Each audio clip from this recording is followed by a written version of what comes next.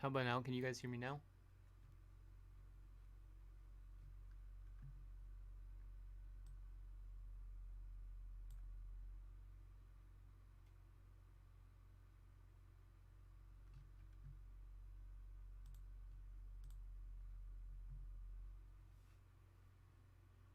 Hmm.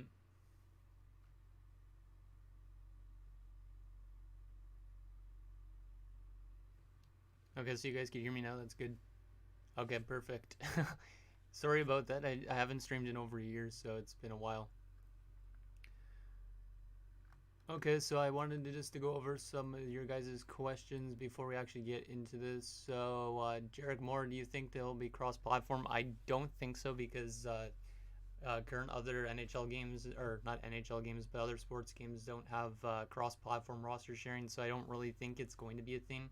It would be nice if it was, but probably not till like a future NHL game. Um, and then Jack Fraser, are you adding these two players to an existing teams or doing the custom teams?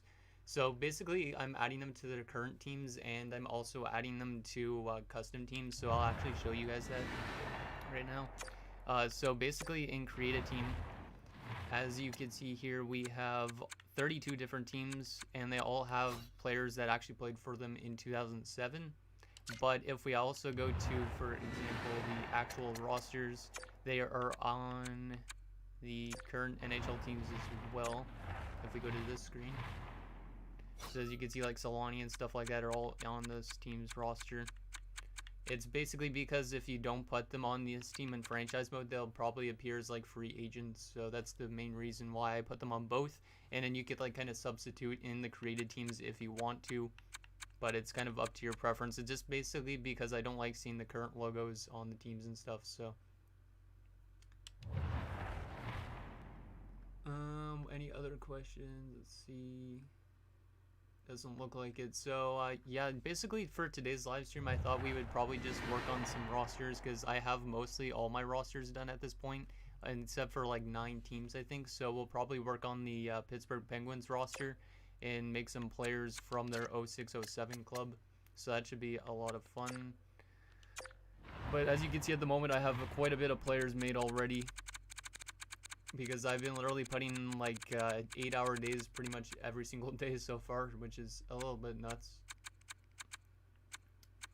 So yeah, anyways, let's start off with some Pittsburgh Penguins players, because I think, I don't have any depth guys I have to make for them, but I got to make their entire rosters, so we got to make like Crosby and whatnot.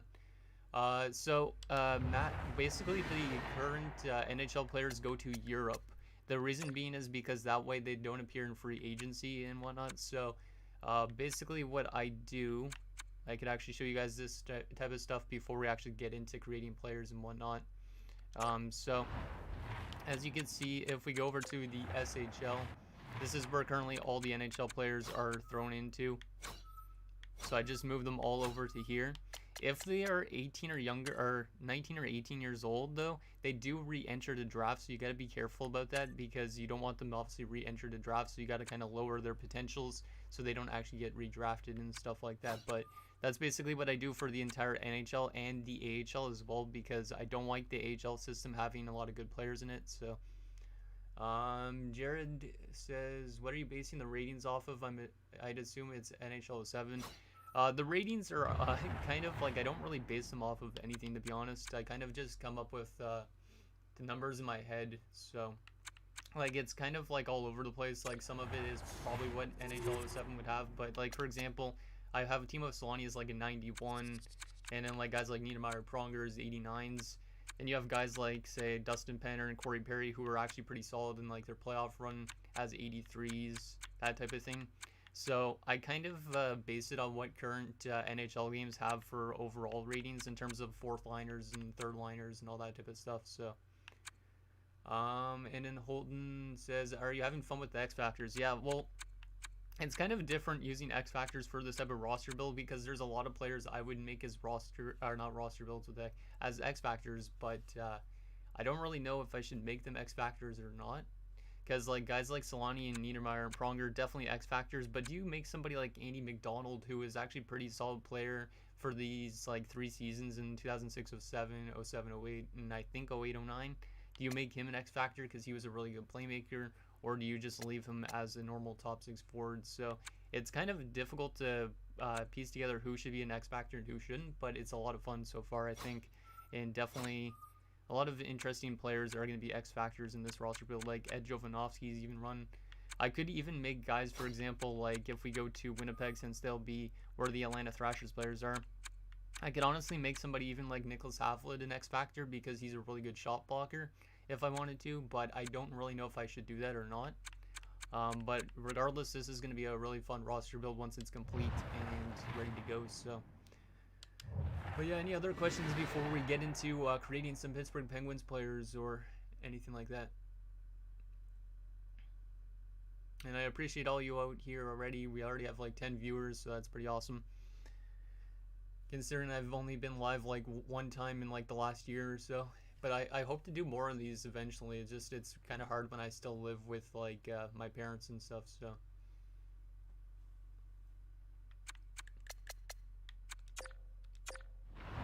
but yeah, if you guys have any other questions, let me know down below. But we'll start creating some players, I think. Oh, actually, wait. Jared says, I put the current players in the ECHL alumni teams and possibly national teams because they, from what I know, aren't used in franchise mode. Yeah, so that works too. Sometimes players, even if you move them to Europe, they get thrown to free agency. Like, I have a list of maybe 200 players that got dropped to free agency that I don't really want in free agency. So I'm going to actually have to go through every single league and edit them so they aren't ones that people would re-sign. Because, for example, like if a team's not that good, like Columbus, for example, they might go out and sign like a random 75 overall like goaltender and then play him over somebody else instead. And I don't really want current NHL players or current European players being played over current NHL players or NHL players from the 06-07 season. So I try and nerf it as much as possible, so that way it's more 2006-07 players than current players and all that type of thing. So I try and nerf it as much as possible. That's the same with the draft class. Like, I will be nerfing like Shane Wright and Brad Lambert and all that type of stuff, so they don't end up getting drafted and take over that spot for guys like Patrick Kane in the draft and whatnot. So yeah, that's pretty much that. But yeah, let's start building some players, because why not? I already do have some Getty images opened and stuff like that, so we could start working on Marc-Andre Fleury, because he is the first player that I'm going to start on making. My facials aren't really the greatest for this type of thing, but yeah. Is this on Xbox One? No, this is on Xbox Series X, so the graphics might look a little bit different in terms of like the lighting. Like I could actually show you guys how good it actually looks on Xbox Series X, because it actually looks really nice in terms of certain things. Like if we go to create a player, like the reflections I find off like the visor look really nice. If we go to equipment, and if we go to the visor, as you can see, like the reflection and like the lighting bouncing off the visor looks really good on Series X, I find. I don't know if it's like that on Xbox One as well, but there's that. And then also if you go to like say like these tints, like for example the aqua one, they look pretty ridiculous, like on how they like reflect the entire arena back at you, which is really awesome. Like you could actually see the arena in his visor, which is pretty cool. Yo, what's up, Eagles? Glad you can join. So yeah, let's start making some goalies first, because I will get to the forward core eventually, but goalies are fun to make, especially when you're trying to recreate some old pads for the goalies. So we'll do Marc-Andre Fleury, and then we'll do Jocelyn Tebow, and then we'll get into building some of their actual forward core and stuff. Will PS5 still get your roster when available? So not necessarily, because there might not be cross-platform roster sharing. So if that is the case, basically I will have my spreadsheet public so you guys could use it, and somebody could go ahead and use my roster spreadsheet and build it on PlayStation if they want to, and put it out there so people could download it on PlayStation. That would be pretty awesome if you guys could do that.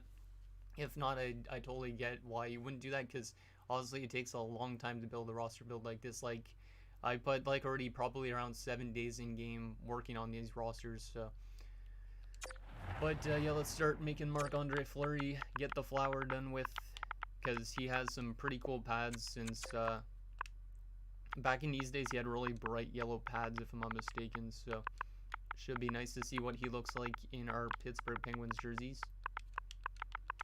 So Marc-Andre, yeah, it sucks that it won't be probably cross-platform roster sharing, but I can feel like it's something that they would think about probably doing for the future, just because obviously with like a lot of people wanting like cross-platform for online play. So let's go to Flurry. And I'm really happy that they added a lot of play-by-play names to NHL 22 this year. I don't know if a lot of you guys realize that, but they added a ton of them, and my roster build now has almost like play-by-play names for every single player, which last year at this time it wouldn't have anywhere close to. So props to EA for doing that, because that's pretty awesome. So Marc-Andre Fleury, goaltender number 29, and I believe, yeah, he was making 2 years at $12.95. Now my contract situation isn't 100% accurate, but I do get some contracts from a website called Hockey Zone Plus, in case you guys never have heard of it and you do make your own old rosters. That's a good website I find for like contracts and all that type of thing. Okay, so he is a left-handed goalie, 6'2", 180 pounds. And we need to look at a picture so I can see what his goalie stance would be, because I've been trying to do goalie stances this year. I'm not an expert at goalie stances, but trying to get the best we can. So it looks like he has, yeah, the one pad in front of the other. So yeah, we'll go with that. Number 2 for Marc-Andre Fleury, and then he is 22 years old at this point in time, which makes me feel old because obviously I'm older than 22 now. So he would be born in 1999, but since he's born in November, he'd be born in 98 in this. So November to 28th. Austin says, whenever your spreadsheet is live, I will make players for each team and have people download it on PS4 if you can't do roster sharing. I appreciate that, Austin. It'll probably take you a lot of work, but that really means a lot, because I literally would like a lot of people being able to use this roster build, because this one I think is probably going to be my best roster build. And then after I'm done my 2007 build, there's a chance I could be doing a 97 roster build, but it really depends, because obviously I don't know how my job situation is going to be then, because I don't have a job currently. Like, this is my only source of income. So so yeah, we'll do Quebec, and it's already set to Canada. Keep traded, don't need that. Appearance, Probably not going to end up looking like Marc-Andre Fleury really that much, but whatever. We put as 128, and then we put as brown, eyebrow style number 5, faded brown, hair color, or hairstyle number 35, and then dark brown, goatee 1. Jared says, EA adds several play-by-play names to make retro roster creating easier, as well as heavily requested features, namely Frostbite and roster sharing. EA NHL fans, EA doesn't care about us, only the money. Well, see, they do care, but at the same time, obviously there's money that is important to them, because without money, they're not going to be able to make a next NHL game and all that sort of thing. So I totally get both sides of the story. Obviously, I've never really played much online stuff in NHL games, so I don't really have that aspect to kind of know if it's a good game or not. But from an offline standpoint, I really like this year's NHL game, personally. I don't know what you guys think about it, but... So that's what we have Marc-Andre Fleury looking like. Doesn't really look like him, but it's pretty much as close as I got in terms of my roster build in this. I mean, the hairstyle looks pretty good with the way it's sticking out the back. And then we have him using a Creffield mask from the DEL. I don't know if they added any good Pittsburgh Penguins masks. Probably not. Yeah, these ones pretty much only work for current Pittsburgh Penguins or 90s Penguins masks. So I think, yeah, we'll probably end up using Creffield. I got to take a look at what his mask was like in 07 again. Yeah, I don't think there's really going to be a mask that matches that well. Like, we'll probably end up using Creffield unless there's a different mask that got added recently. Like, let's take a look at the ECHL just in case, because sometimes they have some good masks to use for these roster type of builds. Maybe fuel. The growlers might work, but not really. We need something that has like just a lot of like light yellow, which is kind of hard to find. So I probably will have to just use Creffield, to be honest. Even though it doesn't really look 100% accurate. Yeah, we're just going to end up using it. Did he have a neck protector? I think he did, right? No, he didn't. Let me take a look at the photos just to make sure. No, he did have a neck protector. I did not write that down in my spreadsheet, so I got to add that. So we'll add with neck. That way people know to add neck. So those Pittsburgh masks will work for my 99 2000 roster build. Yeah, the ones that the Pittsburgh currently uses will probably work good with those, because they use a lot of their older color scheme, because the 2000s, like at least from I think it was 05, 06 onwards to like 07, 08 or 08, 09, somewhere around there, they end up using like a light yellow, and it's really hard to like kind of find a mask that matches it that well. So the ones from current times are really good for like the 90s ones and all that type of thing. So Sherwood T100 is what I put for his stick. Let's just make sure what his stick looks like, because I do got to reference these images a lot. Sherwood T100, I don't know about the Sherwood T100, because I have been using a lot of CCME Flex for the old Reebok ones from the 2000s or so season. I feel bad for Flurry, not gonna lie. Oh yeah, and well, yeah, Chicago is, I feel like that team isn't even supposed to be that good, or that good anyways, even though they did sign a lot of good players. Like, them signing Seth Jones or trading for Seth Jones was a mistake, I would say. Because, obviously, I don't know if you guys know, Columbus was my second team because of Cam Atkinson, but I just feel like Seth Jones, he's a good player at sometimes, but other times he's really bad liability defensively, so that team, I honestly don't think they have really a chance to like make the playoffs, because their defense is pretty terrible, and a lot of their defenders are still really young, so they do have to develop a bit before they're actually going to be good again. And who knows, by then maybe Patrick Kane's too old. I don't know. So that's what I had his stick looking like. Doesn't look 100% accurate, but the yellow looks good, I think. In terms of pads, what did I have him wearing for pads? I believe it was probably Vaughn SLR2s. No, I put CCM Extreme Flex 2 Pros. Okay. Those work, I think. So we'll use those. And we will make his pads some bright yellow, which is going to be kind of distracting. So let's make it like maybe this sketch of yellow. Yeah, that probably would work. So yeah, we'll just use that yellow round for most of this. And then there's a little bit of gray in terms of his pads from back in these days. I don't know if a lot of you guys are old enough to remember these days of Marc-Andre Fleury's pads, but I definitely do remember them. Because I remember just hanging out with one of my friends, and his mom was telling me about that players like to shoot on Marc-Andre Fleury back in these days because his pads were so bright. So, something like that. So we'll go with some gray in the middle there, and gray there as well, and that probably is as close as we're going to get. It'll look better once we actually put them into our current Penguins jerseys that we made. So, and we need to do the same for the blocker. But yeah, have any of you guys made any throwback roster builds or anything like that?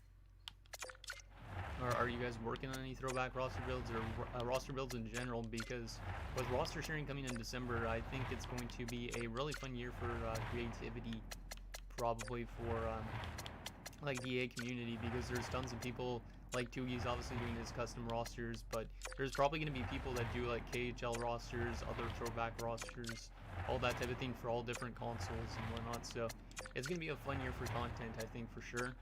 I'll probably have to end up using Tugi's roster at some point because he is using mine, I'm pretty sure sometime he said, so, which is pretty dope.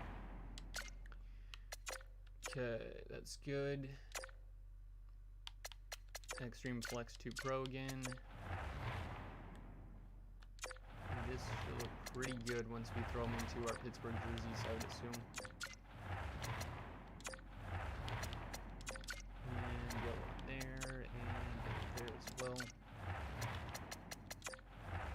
It's annoying how they don't have a lot of old gear in this game, but I understand because of just because of the copyright issues.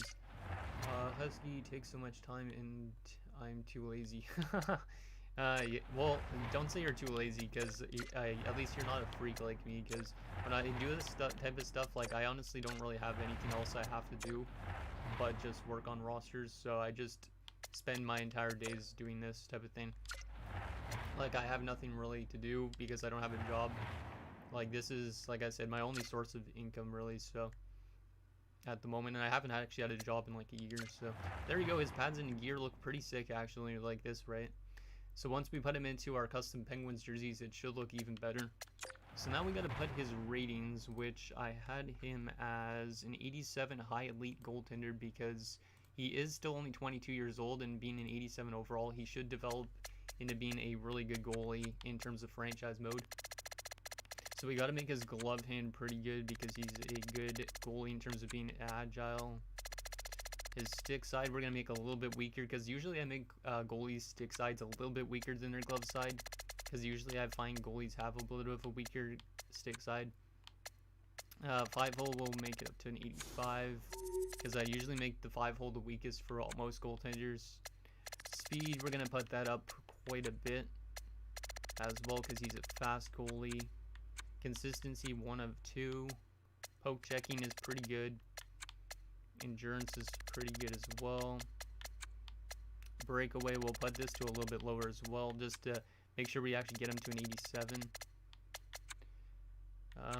Recovery is pretty good as well. He's definitely a really quick goalie in terms of getting across the net. Poise we're going to keep pretty low for now because he is still young, but his poise should go up as he gets older, I would assume. Passing pretty solid, if I'm not mistaken. He has good puck handling. Angles, we'll put that up to a 90. Puck plane frequency up there as well. Aggressiveness. Wow, we have 15 viewers at once. This is pretty awesome. I appreciate you all hanging out on this Saturday. Hopefully you guys are all having a good weekend. Austin, Flurry looks amazing in the pads because whenever I get NHL 22, I'm going to grind out your 0203 roster build because your spreadsheet work is top notch. Appreciate that, Austin. I almost said Douglas, but Austin. Yeah, that 0203 build was a lot of fun that I did. It sucks that obviously that rosters can't carry on to the next games or else then I would put my 0203 build onto roster sharing as well. But I'm not going to recreate that, so. And then we're going to give Flurry some X factors because obviously Flurry is a really good goalie. We will give him I think butterfly effect. I was thinking contortionist, but I might give him butterfly effect, to be honest. He also is good post to post wise too. But I think I think I'm gonna give him butterfly effect, and then we're also gonna give him contortionist post to post. What else are we gonna give him? Dialed in sounds good to me. And then I think we'll also give him Whirlwind, because I feel like if Flurry made a lot of big saves, it could help Pittsburgh out. So we will give him Whirlwind as well. And we actually have one more slot we could give him, which I think we could give him Tip Jar. We could give him... Handled it, no. Extra padding. All or nothing. Adventure. I feel like I could give him Adventure, but I don't know if I really need to give him that. I think I'm just going to give him Tip Jar as the other one. By the way, have you noticed some weird coloring bugs in team creation? Yes, I have, actually. Thank you for bringing that up. So, I actually got it already sent to EA, basically, because Baker and Timo Show, if you guys know them on Twitch and whatnot, basically, he sent over the bugs over to EA because he's a game changer. But, yeah, I have. Basically, there's a few logos that are bugged, at least that I could find. There's also a few fonts that are bugged in terms of, like, their outer stroke not working that well. Like, you can't change the color of it. Like, I'll show you guys that in a bit, actually, just in case none of you have experienced that yet. But they are probably working on that bug for sure, I would assume. Just like also the jersey numbers not showing up for last generation. I believe they're working on that too. So, Marc-Andre Fleury, let's send him over to Pittsburgh. And then copy him over to our created team, just because I want to show you guys what he would look like in a Penguins jersey. One of the older Penguins jerseys. So we got to go to create a team. And we got to go down here. But as you can see, like what I was mentioning, here's a good example of the coloring bugs. As you can see, the Washington Capitals logo, it's basically inverts what I actually put as their colors. So it's kind of bugged right now.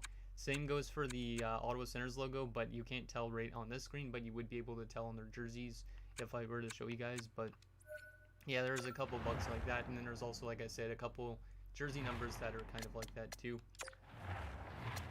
So we'll throw Marc-Andre Fleury to the Penguins already, just because I want to go to practice mode just so we can see what he looks like inside our custom jerseys. And that's good. Okay, so let's go over to, not created zone, let's go to goalie practice, just because I want to see what he looks like for fun, and then you guys could get a little bit of a tease on what he looks like in a Penguins jersey. And I won't use him as my starter, actually maybe I will. I'll go to Casey Smith on this one, just so we could see him in the black jersey instead of the white jersey, because the black jersey is probably going to look sicker anyways. So yeah, we'll just take a look at what he looks like, and then after that we'll make Jocelyn Tebow and then get on to some forwards and whatnot. So let's go to instant replay here. Yeah, these don't look that great. They didn't turn out that great, these jerseys, but because that white is a little bit bigger than normal. But this is what our Flurry looks like, which I think looks pretty good. The sticks are currently bugged, I'm pretty sure as well, actually, because they don't put in the colors we put. So the stick is bugged, but I think that looks pretty good. Now that gold color that I have on the jersey might be a bit too bright or too dark, so I might have to lower that a little bit before I actually put out this roster build, because that looks more like a gold. It doesn't really look like a light yellow, so I might have to address that. Yeah, I think I got to address that, because that looks a little bit too dark to me. Could be just me being a little bit picky, but I think that needs to be addressed, so I will address that right now, might as well, just so we could have that done and out of the way, because or else I might end up forgetting about it, because the stream will probably be like a good 3 hours or so. Like, I'm thinking we'll probably stream till like 5 o'clock Eastern, maybe a little bit later than that, depending on how much people are still here. So let's go to Pittsburgh and address that color, because I think it needs to be a little bit more lighter yellow. The Vegas gold also works well with these jerseys. Okay, maybe I'll try that. Let's just go to team uniform. Oh, that was a little bit of a weird bug at first, or it took a while to load it. So let's go to Let's go to jersey. Let's go to color. And yeah, that looks a little bit too dark of a yellow. Like, we could probably make it a little bit more like this type of, like right here. Yeah, that looks better, I think. Yeah, that should work better. I'll just test it on every other area that hasn't, just to make sure it works properly, because we don't want that being too dark. It's good. Yeah, I think that lighter color looks a lot better. It's more of like a beige color almost than a yellow, but it still works. Yeah, see, this is the jersey, or the font number that doesn't work. So font whatever this is, I think 15. Basically these two zones work properly, but this third zone doesn't like register at all, so it stays black even though I just added a off yellow. So that's one of the bugs that's in created team, in case you guys haven't got the game yet or anything. Pants don't have any of that. Socks need to be addressed, so we'll do that. Looks good. And then skater equipment, I think, is good. Yeah, we just need to address the logo and the away jersey, just to make sure it works properly. So we will go to jersey color again. Okay, that looks good. Might be a bit too light, but it's better than the darker color, I'd say. At least personally. Because, like, I could totally see Sid wearing these and whatnot, and a young Evgeny Malkin as well, because this roster build is Evgeny Malkin's rookie year, so it should be interesting to see how those type of guys simulate in terms of franchise mode. There we go. Also, the reason I chose 06-07, in case any of you guys are wondering, is mainly because 06-07 is kind of a more recent year, and I would like to use kind of, or make kind of newer roster builds in a sense, just because that way a lot of people who are young could still actually understand who was in the game, because a lot of younger people aren't probably going to know who certain guys are from, like the, I don't know, like the 90s and whatnot. So, let's address this. And that should be pretty much all we need to do to update Pittsburgh. Yeah, I think that looks better. Perfect. That is good. And we'll save that up, and then we'll continue working on some players. Also, hopefully the Milan Arena looks pretty accurate. I don't know if any of you guys have ever been to the Milan Arena. I've never been to any NHL arena except for Canadian Tire Center, but I tried to make it as authentic as possible in terms of how it looks. So, okay, let's continue with our goaltending tandem for the Penguins, because we do got one more Penguins goalie to make, and that is Jocelyn Tebow, who is a former Blackhawk, former Sabres goalie, and also Quebec Nordique and Montreal Canadiens player. I almost forgot that he played for that much teams, but I believe he was part of the Patrick Roy trade, actually. So that's kind of interesting. So Tebow should be a play-by-play now. I did have his play-by-play before as Thiessen, but Tebow should be a play-by-play if I'm not mistaken, because everything is...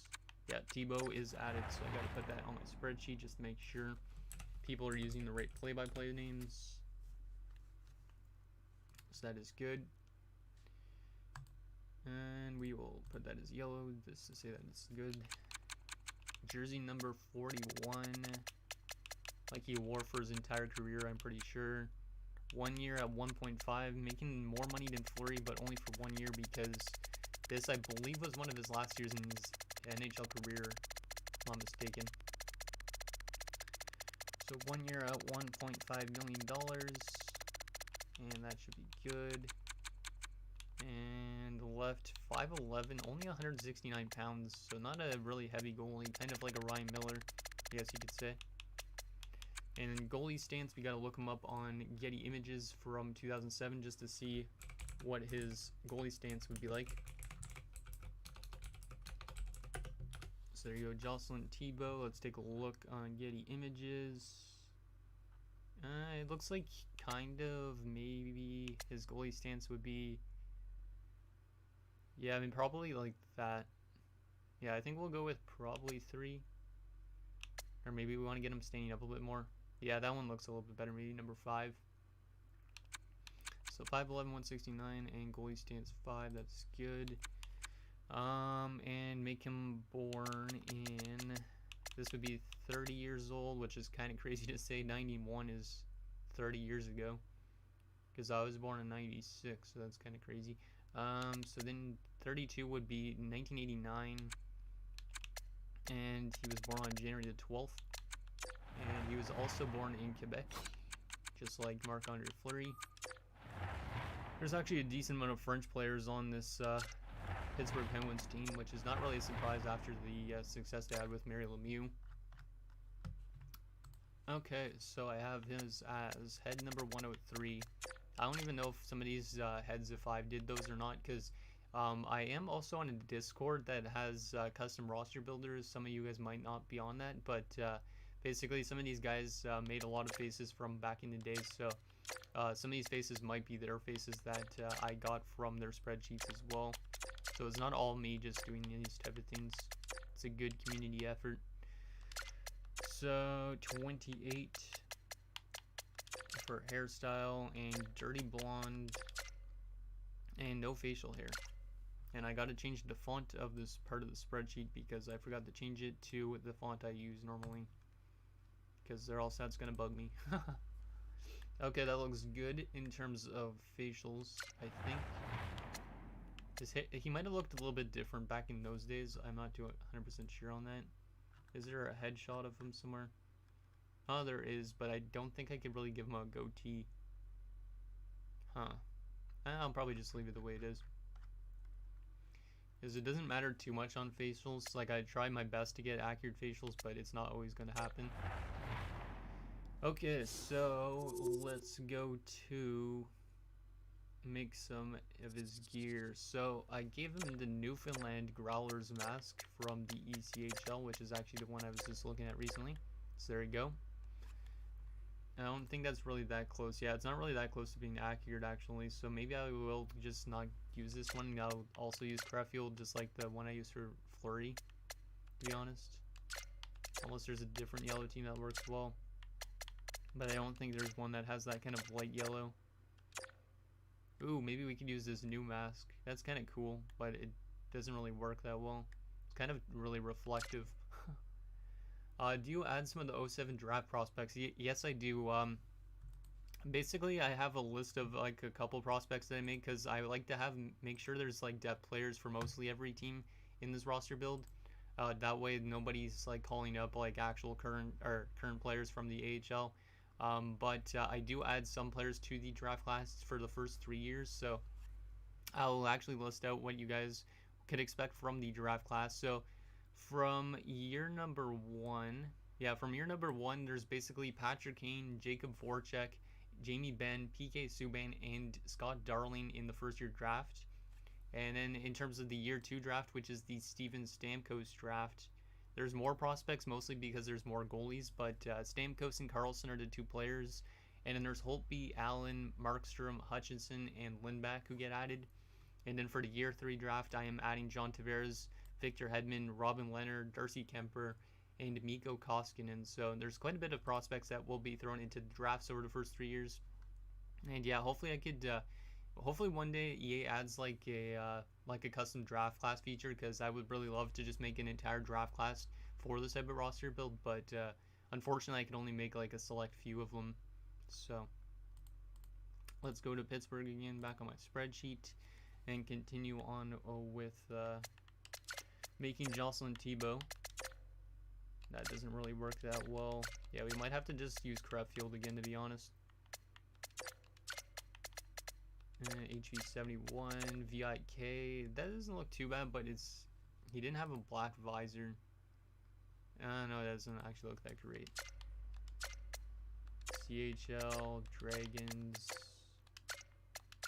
What about ECHL? Not really anything. Okay, I think I'll just actually use Creffield again. Even though I didn't have that in my spreadsheet, I am going to change that again. Just because I don't think the Newfoundland Growlers one works that well. So we will put that in there instead of Newfoundland. And I also have been using an E-Flex stick, so I actually will change that over there. E-Flex. Actually, wait a second. He's using like a Sherwood stick, so actually it should be Sherwood T100 for this. I guess I didn't look ahead to get this gear 100% accurate yet, but he's using a Sherwood stick. Yo, what's up, Pens? Welcome to the stream. Glad you are here with us. Hopefully you're having a good weekend so far. So we'll go with Sherwood T100. And we will, yeah, he's got a black stick tape. He's got an all black stick pretty much. Except for obviously like the text and the border. So we'll address that. Should look good on that front and in white. That looks pretty good. Perfect. And then we got, what type of gear do we got to give him?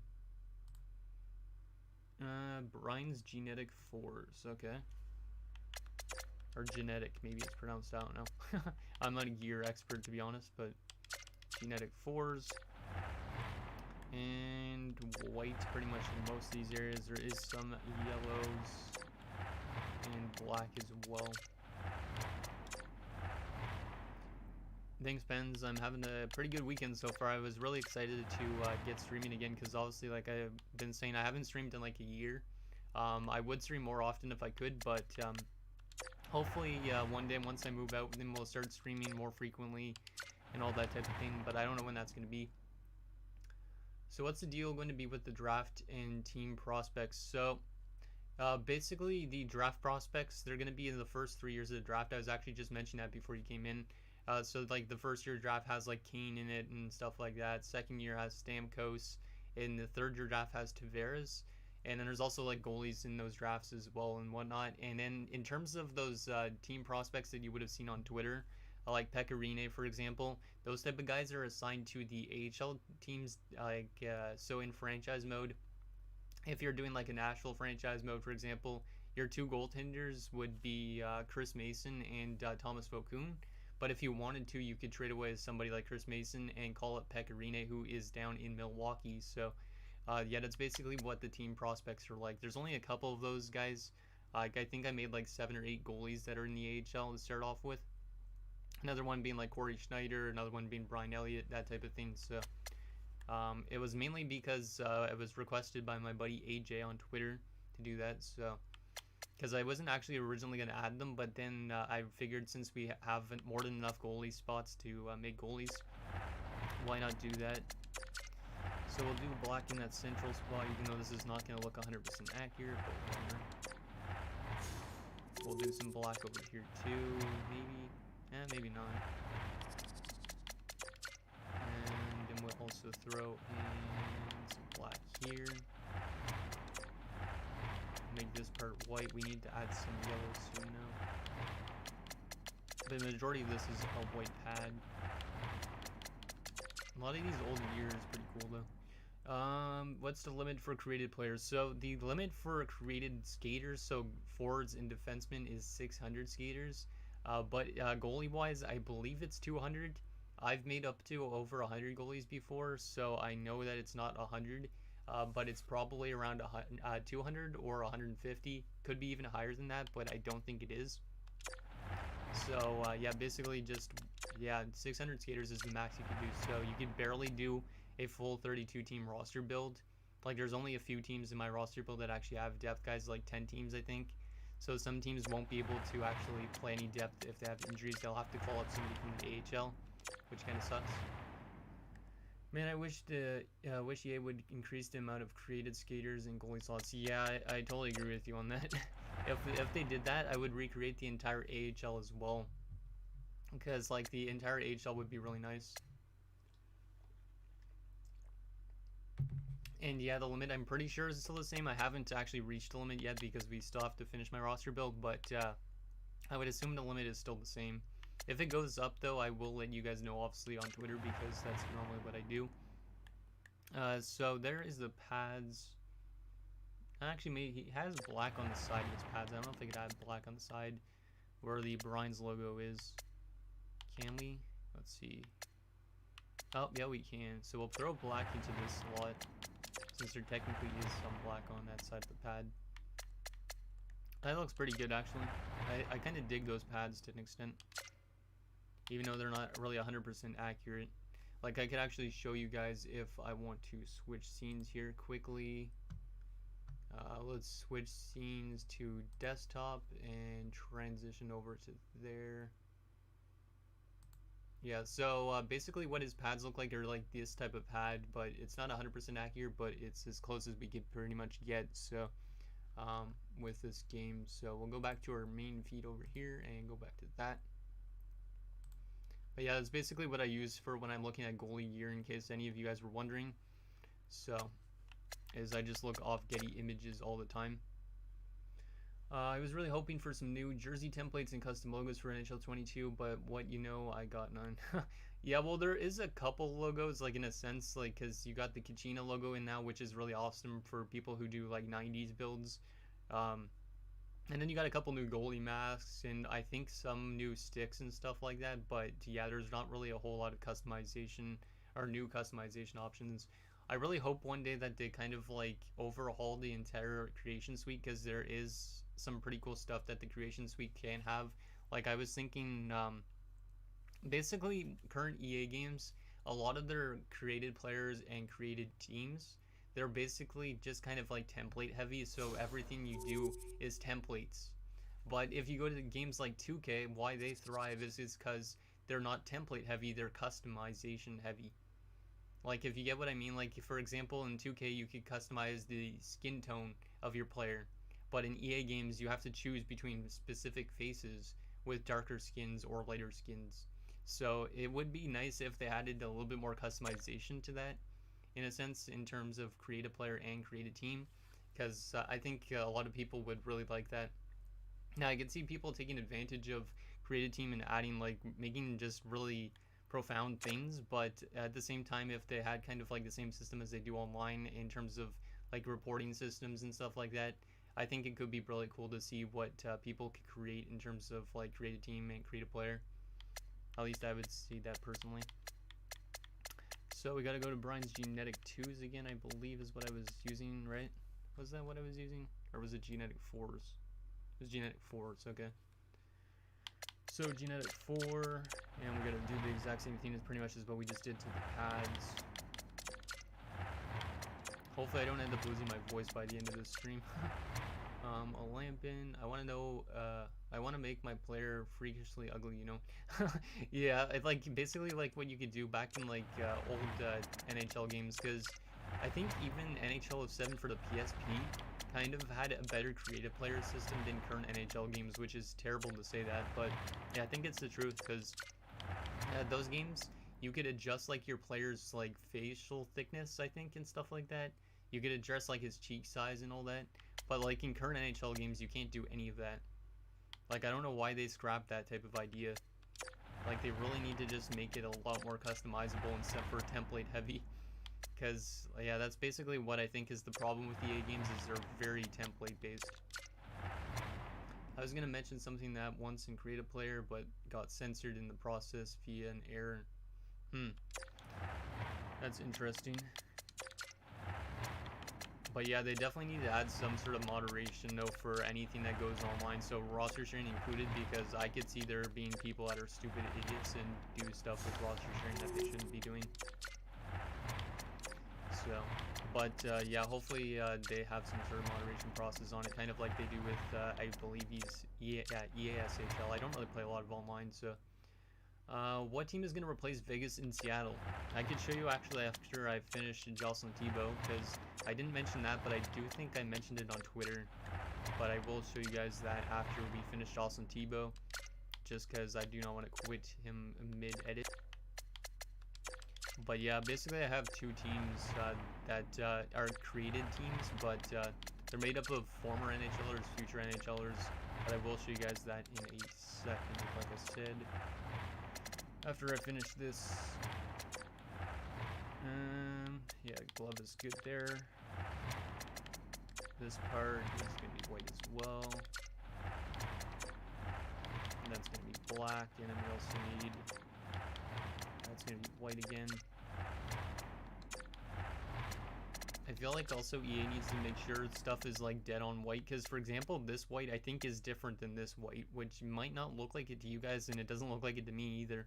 But I'm pretty sure there's like slight differences between whites, and I would really like them to be able to put in like a color code system where you could enter like the hexadecimal value into it, because that would be pretty nice.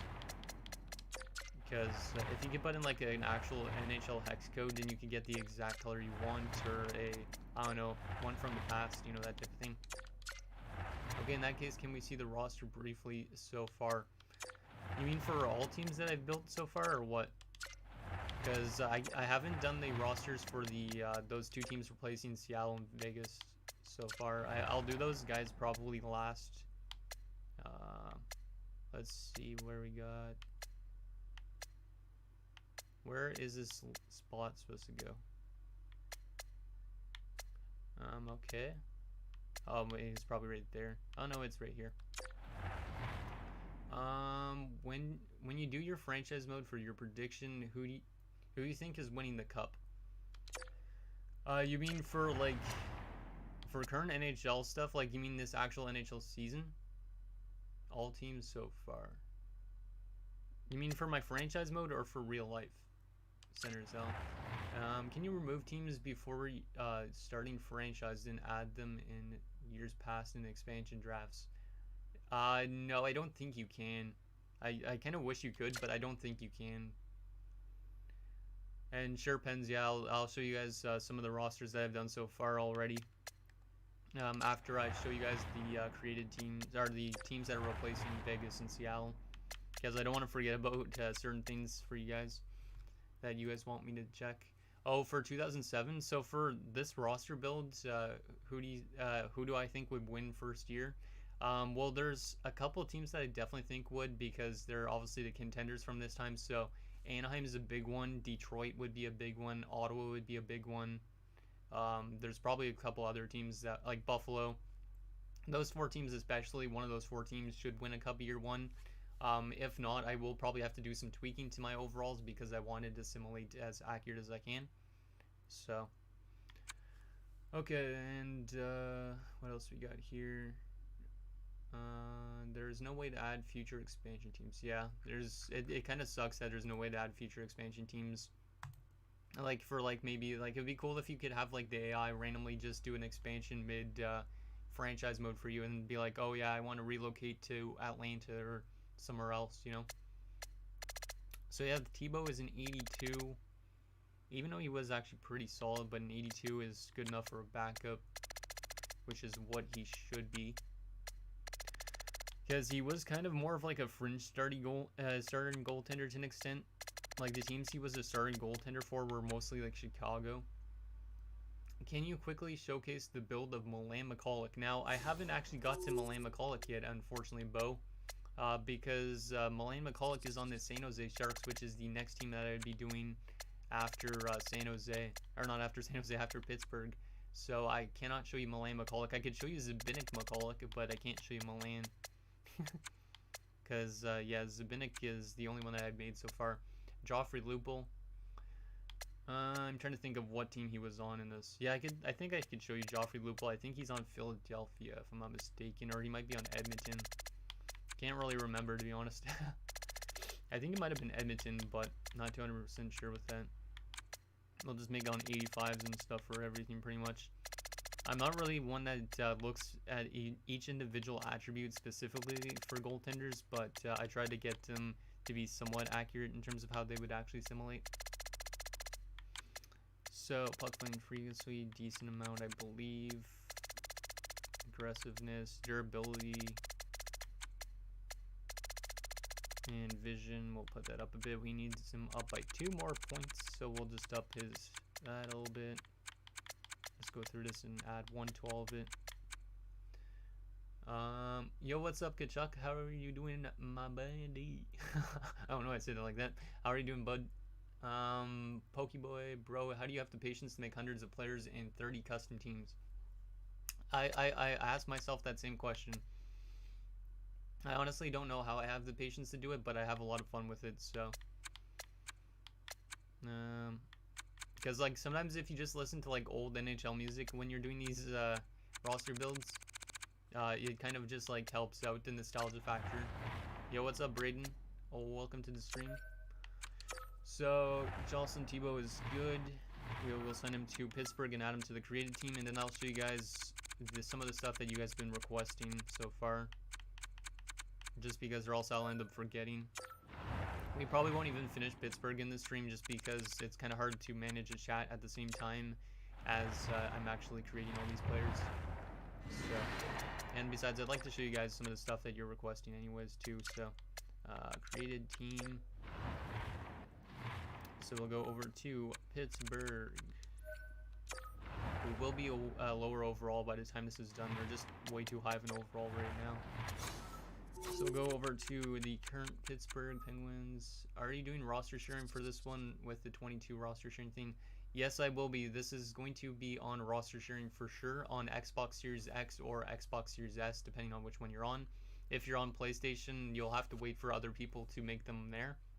Because I don't have a PS5 myself. I don't even have a PS4 either, so like my brother does, but I don't use it. Like I'm a purely an Xbox person. So Jocelyn Tebow's there, and we need to remove Casey to Smith. That is good on that front, and good. Okay, so now we can do some of the things you guys suggested. So we'll start off with what's replacing Seattle and what's replacing Vegas. So basically replacing Seattle will do first is the North America Future Stars. So this team is basically, it's not made yet. You can see currently there's Seattle players on there, but it will be basically made up of future NHLers that had basically not signed their ELCs yet, that played in like the OHL, the WHL, the QMJHL, and then also in like college hockey and university hockey. So for example, his team will have like Jonathan Toews, for example. Who else was it? Luc Bourdon. There's a couple other guys too. But like a lot of good future NHL players will be on this team. And then in terms of who's replacing the Vegas Golden Knights, it's going to be the Europe United, which were in my 2002-03 build, if you guys followed that. Basically, this team will have players that were playing in Europe at this point in time that used to play in the NHL, but also guys that could play in the NHL in the future. So this team, I believe, if I look at the roster on my spreadsheet quickly, because I honestly don't remember. Yeah, this team has some good young prospects like Nicholas Backstrom, for example, but they also do have like some veterans like Alexei Morozov and Yuri Slegger and stuff like that. So there is a lot of interesting players on this team too. So yeah, that's basically what's replacing those teams. Is roster sharing only a next gen feature? No, it's not. It's for all NHL 22, but basically it probably won't be cross-platform, so it depends on what console you are on if you want to be able to download these, I think. Roster sharing is only for similar consoles. Yeah, more than likely it is. It's only because I feel like it probably is like that because Madden is, I'm pretty sure, like that. And also they said nothing is going to be like cross-platform this year, so maybe in the future it would be, but I don't think so right now. I kind of wish you could just remove teams. I kind of want to try this, and I don't want to have to make fake teams. Yeah, I kind of wish I could just remove teams as well, but I think it's kind of cool having these type of teams as well, because then you got a lot of older guys that used to play in the NHL and guys that could make it at one day actually play. Like, for example, Europe United's also going to have Alexei Cherepanov, who tragically passed away in like 2009. But he's going to get a chance to play in this roster build, which is pretty awesome. So, yeah, I think it's a good thing to actually have, like, I think it would be nice to have them be able to remove teams, but at the same time, it's kind of nice to be able to throw in these other teams as well, just in case. And the other question was, Bo wanted to see what Joffrey Loop will look like. Okay, I'll show you what Joffrey Loop will look like, and then we'll also take a look at some of our roster stuff that we've done so far.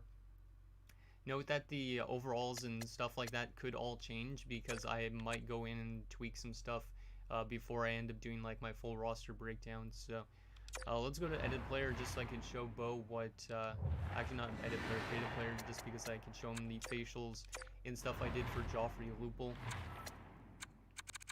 since he was requesting that. Joffrey Lupul. We got so much players made so far. Fair, but what happens when the sim engine is a turd and makes Europe win like 4 in a row? That doesn't really happen that often because Europe usually I make the guys tend to be like lower overall based. But they eventually do go on to win cups because they do have good potential guys and some currently good guys. But usually, I'm pretty sure at the beginning, at least, Europe's not a really good competitive team. The North America Future Stars, a lot of their guys are in like the 70 overall range, like 70 to 80, depending on how good they are. Like Jonathan Toews is obviously really good, but guys like Luc Bourdon might be like a 77 or 76 because he wasn't NHL ready yet. So at the first few years, it's kind of more accurate, and they don't really take into account to the sim engine that much. So I tried to make them not as good at first, but eventually it will become a pretty solid team. So we were looking for Joffrey Lupul, which we should be almost there because I did make him for this build, I'm pretty sure. Yeah, there he is. He is on the Edmonton Oilers. So this is what I used for Joffrey Lupul, Bo. So take some looks at this. And if you need to come back to the stream after it's done, this is basically what I used for him. So I used face number 157. I used eye color hazel, brow number 3, and made it brown. Hairstyle number 64, brown, and yeah, no facial hair whatsoever. And then equipment wise, he's wearing a Bauer 4500. He's got a curved visor, if I'm not mistaken. He's got true gloves, and I don't know what stick that is, but he's got a stick, and yeah, back sock tuck, all that type of thing. So hopefully that helps you out. I wish the alphabetical sorting was by last name instead of first name. Yeah, you know what? One thing that I kind of wish they did was that they had this thing say skaters like descending alphabetically or like in alphabetical order, so that way you could sort by the bottom of the list first instead of the top of the list. Because what if I want to go all the way down to Zdeno Chara and don't have to scroll down there, you know? And then goalies alphabetically is kind of nice that they have that as well. So, how did the Slug turn out? The exact jersey template is in this game. Oh, the Buffalo Slug. Yeah, I'll show you in a second. After I read this comment, I saw some players you make like Kopitar. I assume you have to remake the current players because you need to change the ratings to match their time. Yeah, so a lot of the guys I actually have to recreate pretty much everybody, even if they're in the current NHL. So for example, Anze Kopitar, as you were just mentioning, I had to make him 19 years old because he was 19 years old in 2006-07. So I had to actually, I basically had to make him 19 years old. So I actually have to make current NHLers regardless if they're playing or not. And then another comment. My question is, whenever your spreadsheet goes live, are you going to have the X factors for the players? Yeah, so currently my spreadsheet does not have anything about X factors, and it doesn't have goalie stances as well. But I will probably add it to it before I release it, just so you guys could actually have that. I'm almost losing my voice, so let me just get some water because I've been talking pretty loud. Okay. So yeah, basically I will add the X factors and the goalie stances to the spreadsheet probably before I release it. But yeah, let's show you guys what the Buffalo Slug jerseys look like, and then we'll show you guys some of the roster stuff I have done so far. But yeah, the Buffalo Slug turned out pretty good. It's probably one of my favorite jerseys in this roster build. I might need to address the navy color and make it a little bit lighter because it is pretty dark, but currently logos and branding, as you can see, I have their Buffalo Slug logo right here. It's a custom logo, but still have that, and I also have the B because I think that looks pretty good, like the one that they would normally have on the shoulders. Crazy cool. Are you gonna make all the jerseys?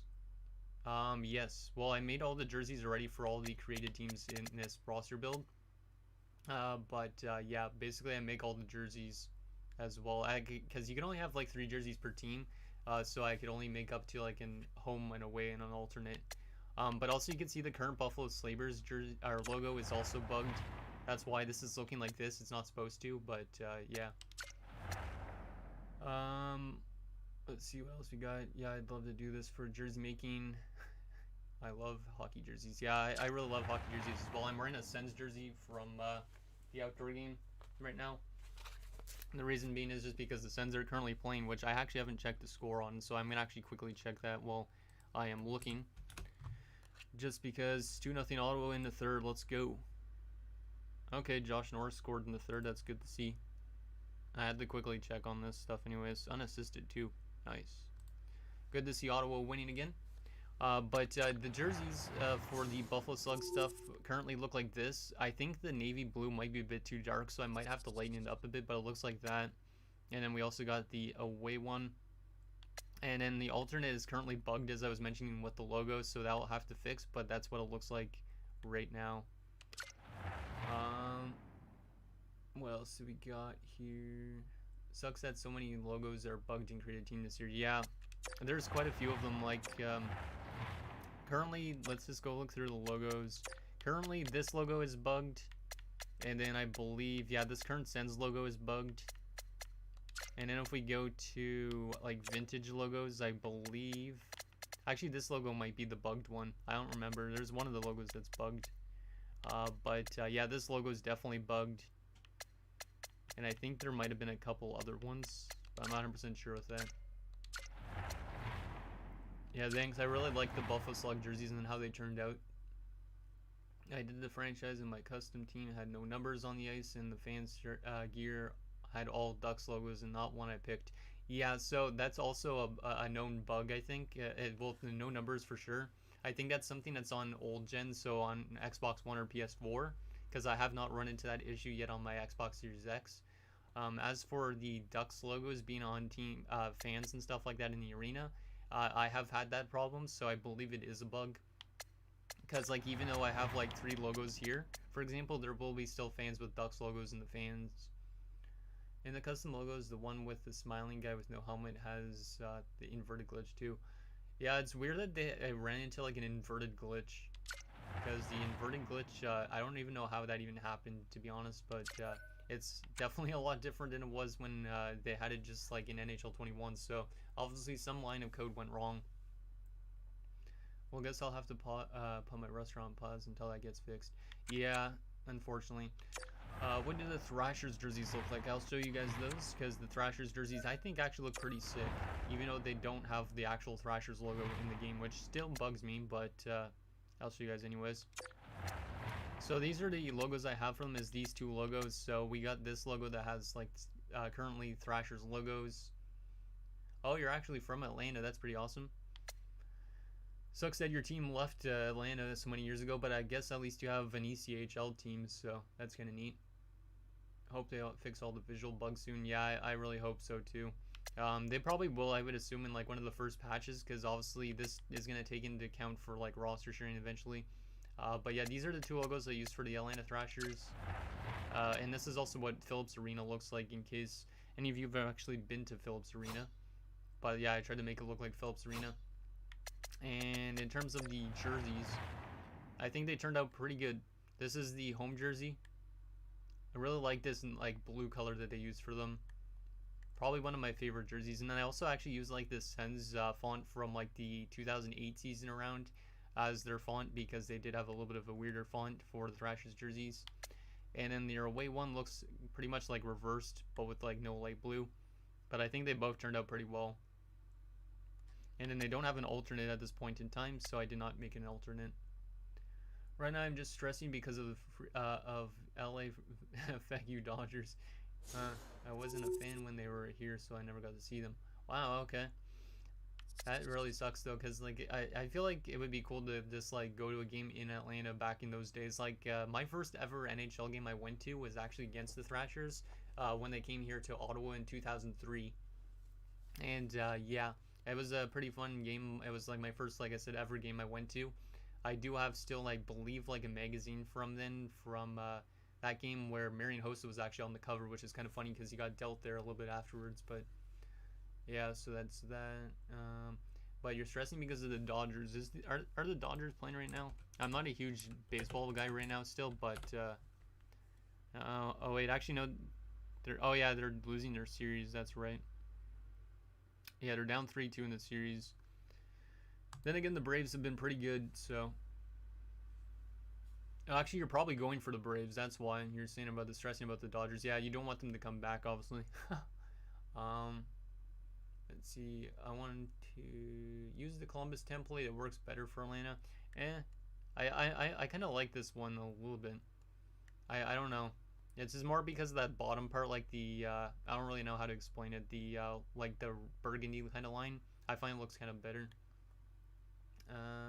What else we got? Yeah, that Sens font is a go-to Thrashers font. Yep, for sure. I'd like to see the Flames do an Atlanta throwback. That would be sick.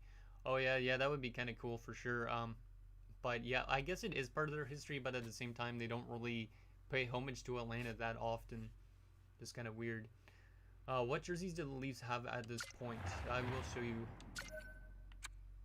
Yeah, I'll check my DMs in a second there, AJ. Just after I showed the Leafs jerseys.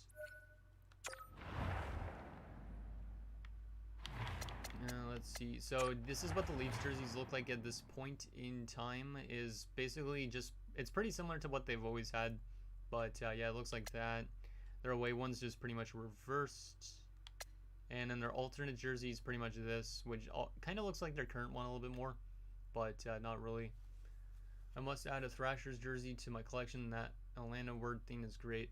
Yeah, I agree. That would be cool to have an Atlanta Thrashers jersey at some point. Just checking my DMs now, AJ. So,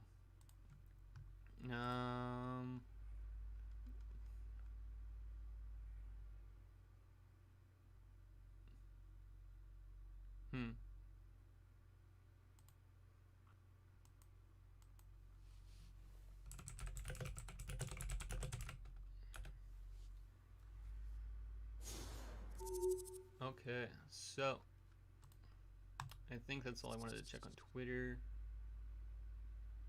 Yeah.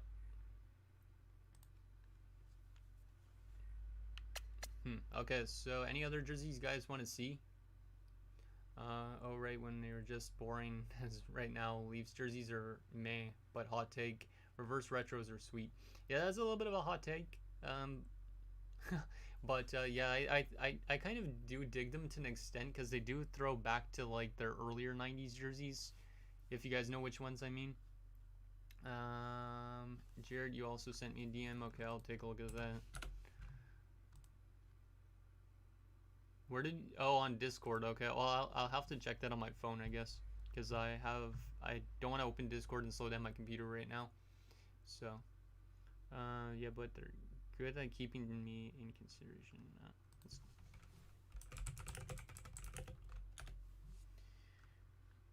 Okay, so let me just quickly check my Discord DMs. How will you compensate for the 2 extra teams when simulating? So the 2 extra teams, like I was mentioning a little bit earlier, are comprised of, like, well, there's 2 teams. Basically, one's comprised of former and future NHLers playing in Europe at that point in time in 2006-07, and one of them is comprised of like prospects and stuff like that played in like the Canadian Hockey League or in like college or university at that point in time. So yeah, that's basically what those 2 teams are going to be like to like replace with, and they're going to be a little bit of lower overalls than most teams, so they shouldn't really affect the sim for the first few years until they start getting good prospects in and whatnot. Oh, you want to see Flames Blasty. Now, Blasty isn't actually in this roster build because Blasty was only in Blasty was in only 2002-03 area. I think they stopped using it before the lockout, so he's not actually in this roster build, which kind of sucks. But it is what it is. So I was gonna check Discord quickly, just because I got to respond to my DMs from you guys. Man, 06-07 was a good season for NHL jerseys. Yeah, I totally agree. And then eventually they went on to Reebok jerseys, and they kind of ruined NHL jerseys to an extent, I find. Like, I still like Reeboks, but I prefer a lot of old CCM jerseys. Like, I have actually a good jersey collection that I could show you guys if you want to, but let me just check my DM from Jared.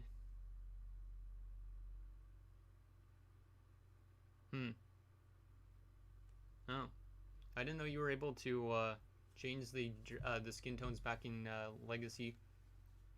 That's interesting. Blasty was on the shoulders in 06-07. Oh yeah, that's right. I did use him, I think, on the shoulders. Basically, for the Blasty logo, I used I think it was the Missouri Mavericks or Kansas City Mavericks. Yeah, it might be Kansas City Mavericks logo. I think I used that for their shoulders. Yeah. So this logo right here, that is what I used for their shoulders. And I will show you their jerseys just so you can see it on the shoulders. It looks pretty good actually on their jerseys. So yeah, you can see like right there. Yes, I have the oil drop jerseys. I'll show you that as well. We also, Pens wants to see the Habs roster, and you want to see the Flyers.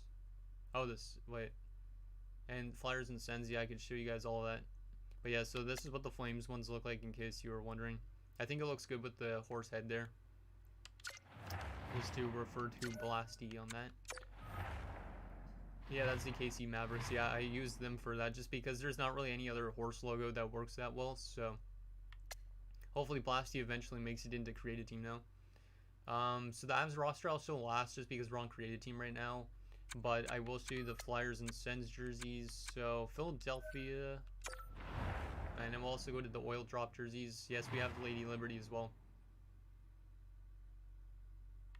Do I need to turn down the sound effects pens on the game? Or is the game audio too loud or no?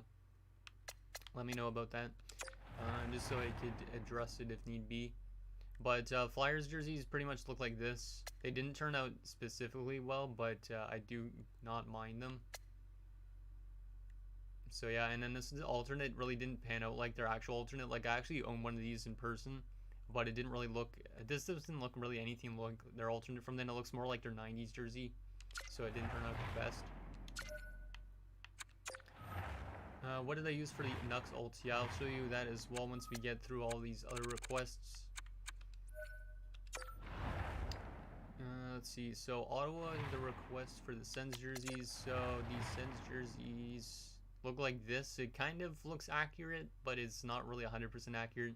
Still looks kind of cool though, but you can see that currently the shoulder logo is bugged. So hopefully that gets fixed soon. And yeah, it's also, it looks kind of, like it kind of looks weird on this away jersey, but yeah, that looks good. And then their alternate jersey, which I actually own one of these as well. I think this looks pretty solid too. It doesn't look 100% accurate, obviously, but it's still not too bad. Oil drop jerseys we gotta show, and the Lady Liberty jerseys, and then we'll show the Canucks alternate. Oil drop jerseys. Wait, yeah, the oil drop jerseys for the next request. There's so much requests, but I really appreciate it, guys, because obviously this is a lot of work I've put into this. So the oil drop jerseys look like this, and I think they look pretty good. I think I got like the right tone of gray as well, so I think it looks pretty good. Obviously the font's not really that accurate, but for the most part that looks pretty good. And then the Lady Liberty, yes, is in this. So we'll go to the Rangers, which are right there. You could use the unused Sens logo. That's basically the 2D. Yeah, I'll probably end up using that. Like some guy actually on Twitter just tagged me in that like a few hours ago. So I'll probably end up using that, maybe temporarily. But hopefully they fix the bug issues before this roster build goes out, so that way I could use the actual one. But the alternate for the Rangers or the Lady Liberty looks like this, and this one is really nice. Probably one of my favorite jerseys in the roster build. Like when you get to see like Jaromir Jagr skating around using Lady Liberty, or even Milan Mccallick, for example, looks really sick. And then the Nucks alternate will show. So the Canucks, which I have not done their roster yet. The roster is going to be one of the last ones to do. But for the Nucks alternate, I think I gave them an alternate if I'm not mistaken, right? Yeah, so the alternate is like this. It's not 100% accurate. Looks kind of more like a current jersey, but I don't mind it. Still, I think turns out pretty good. Hopefully you like that too, AJ, because I know you're a huge Canucks fan. Pokeboy. Oh yeah, where did the Sens unused logo come from? Is it a fashion jersey? I know it's the Johnny Canuck version, vintage logo from the logo. Yeah, so that vintage, like that unused Sens logo, I believe, like as a Sens fan, I've only seen it on like some like random like shirts and stuff like that over the years. I don't think it was ever used on an actual jersey. But yeah, it was probably just like a random logo that we had on like memorabilia that we were selling. No actual jerseys, just shirts and hats and stuff like that, I'm pretty sure. So I'm surprised Yager left. I thought he was trying to play for all 32 teams. What about the Mustard Preds jersey? Yeah, I'll show you the Mustard Preds jersey because also I really like that jersey in this build. And then we'll show the Colorado roster because it was a request from Pens earlier, and I want to get to everybody's stuff that they're requesting because if I forget about somebody, I'm gonna feel bad. So team uniforms, Nashville. So their alternate, the mustard cat looks like this, and yeah, you can see why it's one of my favorites. I don't know if you guys are a huge fan of the mustard cat, but to me, it's one of my favorite. Hot take: 3D is greater than 2D Sens logo. In a way, it is, like, because the 3D logo is kind of more modern, but the 2D logo for me personally is better in a sense because obviously I grew up watching the Sens using that logo in like the 2000s, so it's kind of like a nostalgic logo, and also reminds us of when we went to the 07 Cup Finals. So yeah, it's kind of a logo I really like in a sense. So, but yeah, it definitely could use a little bit more modernness to it. Now I will show you guys the Colorado roster. Meth Cat is awesome. So Pens, if you're still watching, which more likely you still are, here's Colorado's roster. The +1 extra player, I believe, is Kurt Sauer. Yeah. So the +1 more players is Kurt Sauer on defense, in case you were wondering. But that's basically the lineup I have for Colorado. Some of these overalls might end up changing because they might simulate too good. Who knows? Nailed the color tone. Yeah, I did pretty good with the color tone for that Preds jersey, I think. I think the 2D is overrated and isn't that cool. I just like the design of the 3D more. And I think it has more depth. Yeah, I totally agree with you on that because as somebody that does like graphic design and stuff like that and UI UX design, I kind of agree with that in the sense that the like old logo, I guess you could say now, is definitely a better logo, but I feel like it was nice to kind of go back to the old logos. Yeah, so yeah, that's basically the roster for the Avs. Any other rosters you guys want to see? Because, like I said, they could change in terms of overall ratings. Because right now, for some reason, the Calgary Flames are way too high of an overall rated team. I don't know why they're an 88 overall. If it's because I made Dion Phaneuf an 87. But Dion Phaneuf was really good in these days. So, but if you guys wanted to see any other rosters or jerseys, let me know. I'll show you guys that. And then if there isn't any, then we could go back to maybe making some more players. If not, we could literally just do this for the entire stream because I don't really mind. Do I collect jerseys? Yes, I do. I could actually show you some jerseys if you want to, depending on what team you want to see, because I don't have teams ones for every single team, but I do have one for at least 10 or 11 different teams, I think. So, but yeah, if you want to see any jerseys, let me know. I could go and grab one from my closet.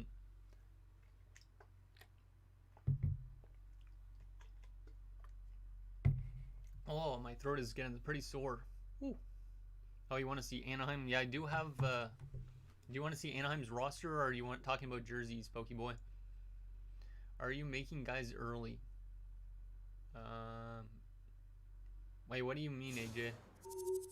Are you making guys early? Or were I making guys earlier? Oh yeah, what do you have here for Detroit? I don't have any Detroit jersey at the moment because some of you might know, but Steve Yzerman went to the same high school, middle school, and public school as I did here in Ottawa. So I kind of want to get a Steve Yzerman Red Wings jersey. So I haven't gotten a Red Wings jersey until I find a reasonably cheap Yzerman jersey to get.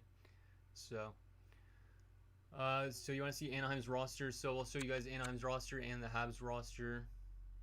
If you share it with me, the spreadsheet so far, I won't edit anything, promise. Bo, it's just more because I don't want people to actually copy my stuff straight out and put it on to roster sharing before I do. So I won't be able to share that until I actually do a video on it. But Anaheim's roster looks like this because that was requested. As you can see, they're a pretty good team. I might have to make some players even a little bit better. But Niedermeyer and Pronger obviously being the strong suits. J.S. Jaguar being a really good goalie. Then you have some good forwards like Andy Mcdonald, Getzlav, whatnot, Solani. Even Chris Kunitz was pretty good this season. And then in terms of the Habs roster, since I actually finished them already, because I only have rosters up till Phoenix, so anybody after that I won't be able to show you guys yet. So Montreal looks like this, like Luongo on stream.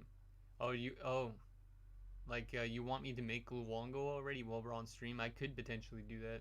Depends on how much requests I get to show stuff. But yeah, this is the Montreal Canadiens roster. Once again, I might have to lower the players, but for example, Sheldon Souray should be more higher than an 87, I think, because he had like 26 goals this season, which is ridiculous for a defenseman. And yeah, him and Koivu are the same overall rating, same with Kovalev. But some guys might have to get lowered a little bit.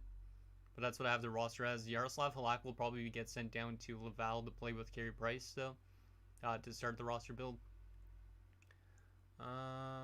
Being a Wings fan, I want to try and get all the Reebok World WCs, Winter Classics. That's what it is, and stuff.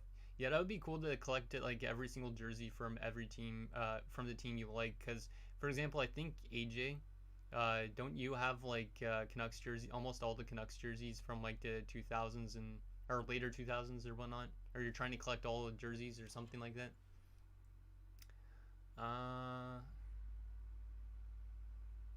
Yes, you can create Lou if you can.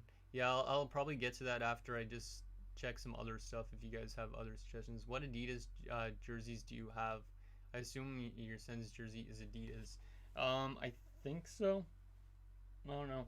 This is the only like most recent jersey I have. Most of my other jerseys are old CCM ones from the 2000s because I'm kind of a guy to collect old players. So, also, are you also gonna build the All-Star teams? Yes, I am. Speaking of that, I didn't actually show you guys that. So we do have the Dallas East All-Stars because I have to give them a city name, and the Dallas West All-Stars because it was in Dallas this season. I will show you guys what their jerseys look like and stuff like that soon. I need Wings reverse retro home and away Adidas. Yeah, that's a lot of good jerseys to get. Would be kind of cool to collect like a specific team and whatnot.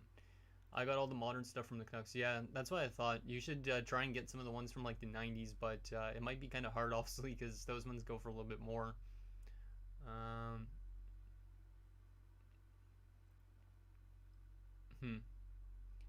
Yeah, well, Bo, you just gotta be patient, okay, man? I know you've asked me about it before, but I really don't have the time to be sharing my stuff right now with everybody. But don't worry, like my roster build video will probably come out within like a month or so, if I'm lucky. Because I probably will make like a trailer and all that stuff for this type of roster build. What are you gonna do for the draft classes? Are they gonna be just the regular ones, right? Bedard, Michkov. So I was actually mentioning that a little bit earlier before you probably joined, Etienne. But basically, for the first 3-year drafts, I do have prospects that were drafted around that time. So the 2007 draft, which is the first year draft, would have Patrick Kane, for example, and like some other players and goalies. 2008 has Steven Stamkos and some other players and goalies. And 2009 has some other players and goalies and John Tavares too. So, and I will be probably removing guys like Wright and Bedard and all that type of thing, just because I don't want them to end up going before Patrick Kane does in the draft and whatnot, because it kind of ruins the authenticity of the 2007 build. Is it NHL Shield on that Sens jersey shiny, plastic, or a patch? It's just a patch. I got this one at the actual outdoor game because I don't know if you guys saw, but years ago I posted a video of like an outdoor game of the outdoor game, and I was actually at that game myself because I got free tickets to it from Upper Deck, so it was pretty awesome. First, I wanted to try and get jerseys from more teams before I go Detroit. Yeah, it'd be nice to kind of get like every single team in the NHL first. Yeah, wait, how do you change that prospects and stuff? So with prospects, I'm not a huge like, it's kind of a bit difficult in terms of like getting rid of prospects. Basically, if they're signed to a current team, you have to remove their rights. So basically, what I do is I lower the overall in potential. I drop them to free agency, then move them back to their junior team if they're young enough, and in that way they won't get drafted again, and then I'll end up retiring young. But if they're not drafted by a team, so example Shane Wright, I just like nerf his stats completely, and then he won't end up getting drafted at all.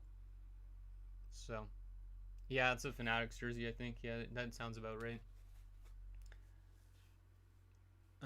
So, yeah, now I can show you guys the All-Star jerseys since I think I was going to do that. And yeah, we might end up making Roberto Luongo on stream because you guys wanted to maybe see Roberto Luongo. So I show you guys actually the arena first. So since the All-Star game was in Dallas in 2006-07, I do have this logo as the center ice logo since it's kind of like a Dallas Stars logo and whatnot. So it kind of gives it like an All-Star game feel. The only team I don't want to get a jersey of is Boston. Yeah, it's kind of like that for me in getting like a Montreal or a Toronto jersey. I'm not really a huge fan of those teams, so just a pro tip, don't buy any more Fanatics. They're never cheaper than $180, and they're very cheap, and customization from NHL shop sucks. Yeah, I don't really like Fanatics either, because they are kind of ruining like the sports card industry as well, I think, eventually. But yeah. So you make all the All-Stars, but you don't use them, do you? No, so basically I copy the players from my created teams as well and then put them on the All-Star team, so you can see guys like Broder already on the Eastern All-Stars like he should be. But these guys will not be in, like, this team is not going to be in a franchise mode. It's more just as an extra in case somebody was to download my rosters and want to play with like the old All-Star teams, they can.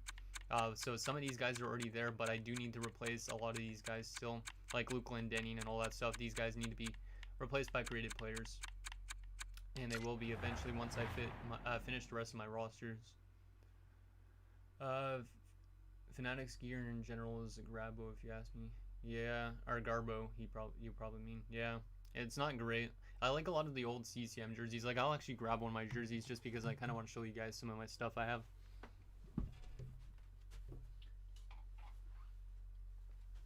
So since you guys are jersey fanatics, this is a old LA Kings jersey that I got from I think it's like from the 05-06 season, somewhere around that.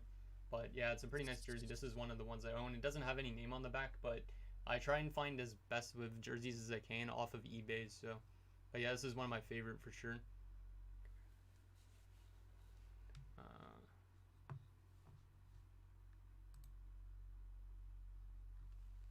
Yeah, that would suck if Fanatics bought out Upper Deck, but Upper Deck at the same time hasn't been doing a great job recently because of the pandemic, but hopefully they fix that soon. Ooh, LA. Yeah, this LA jersey is probably one of my favorites. I have a lot of other old jerseys, but yeah, this is probably one of my favorites because the purple is just really nice.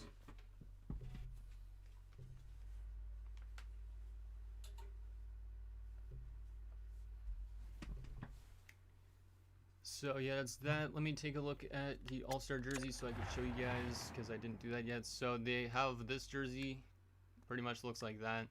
And also I put that logo on the side because they did technically have that at that point. I'm not sure how to represent the 99-2000 Kings because of their logos. 99-2000. Oh yeah, I know what you mean. That yeah, there's like that one logo that they switched around a couple times. Yeah, I don't really know how to either.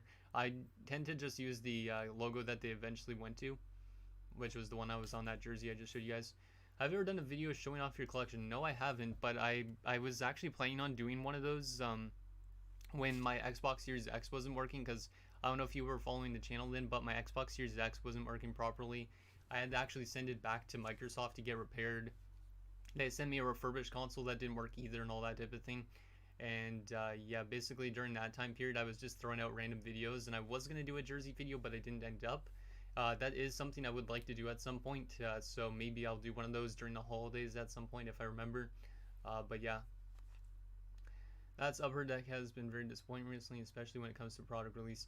Yeah, they canceled quite a few products, like Trilogy for 21-22, and what else was it? Ice for 2021, which definitely is a big one to cancel. But I guess it's trying to get themselves caught up on other products, which kind of makes sense, but at the same time it is pretty disappointing. I haven't been buying a whole lot of hockey cards recently because I tend to buy more like singles for my Cam Atkinson card collection. But yeah, I just found your channel like 2 weeks ago. Appreciate that. That's awesome. Yeah, I've been making YouTube videos for 5 years now, which is nuts, but It feels like I've been doing it like way less than that. But obviously since I've started, I've felt a lot better about who I am and whatnot, because when I started, I was not very confident in terms of talking in front of like a camera and whatnot, but here I am doing this live stream to 10 people right now, which is pretty crazy. So in terms of the Western All-Stars, they basically have the exact same arena, but their jerseys are just blue. I think I like these ones better than the Eastern ones just because the blue looks really nice, but that's just me personally, I think.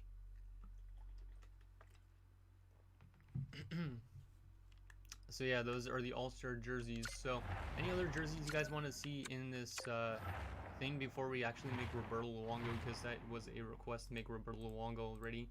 So I can make Luongo if you guys want me to, or we could take a look at some more rosters or all that type of thing.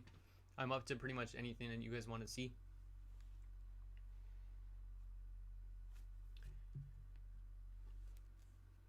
Thanks, appreciate that, Pokey.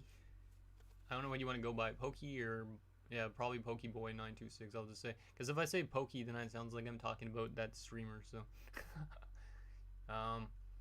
But yeah, we could look at some more jerseys or rosters, or we could create, yeah, or we could create some teams or players or whatever. Not teams, because we already got all the jerseys done, so.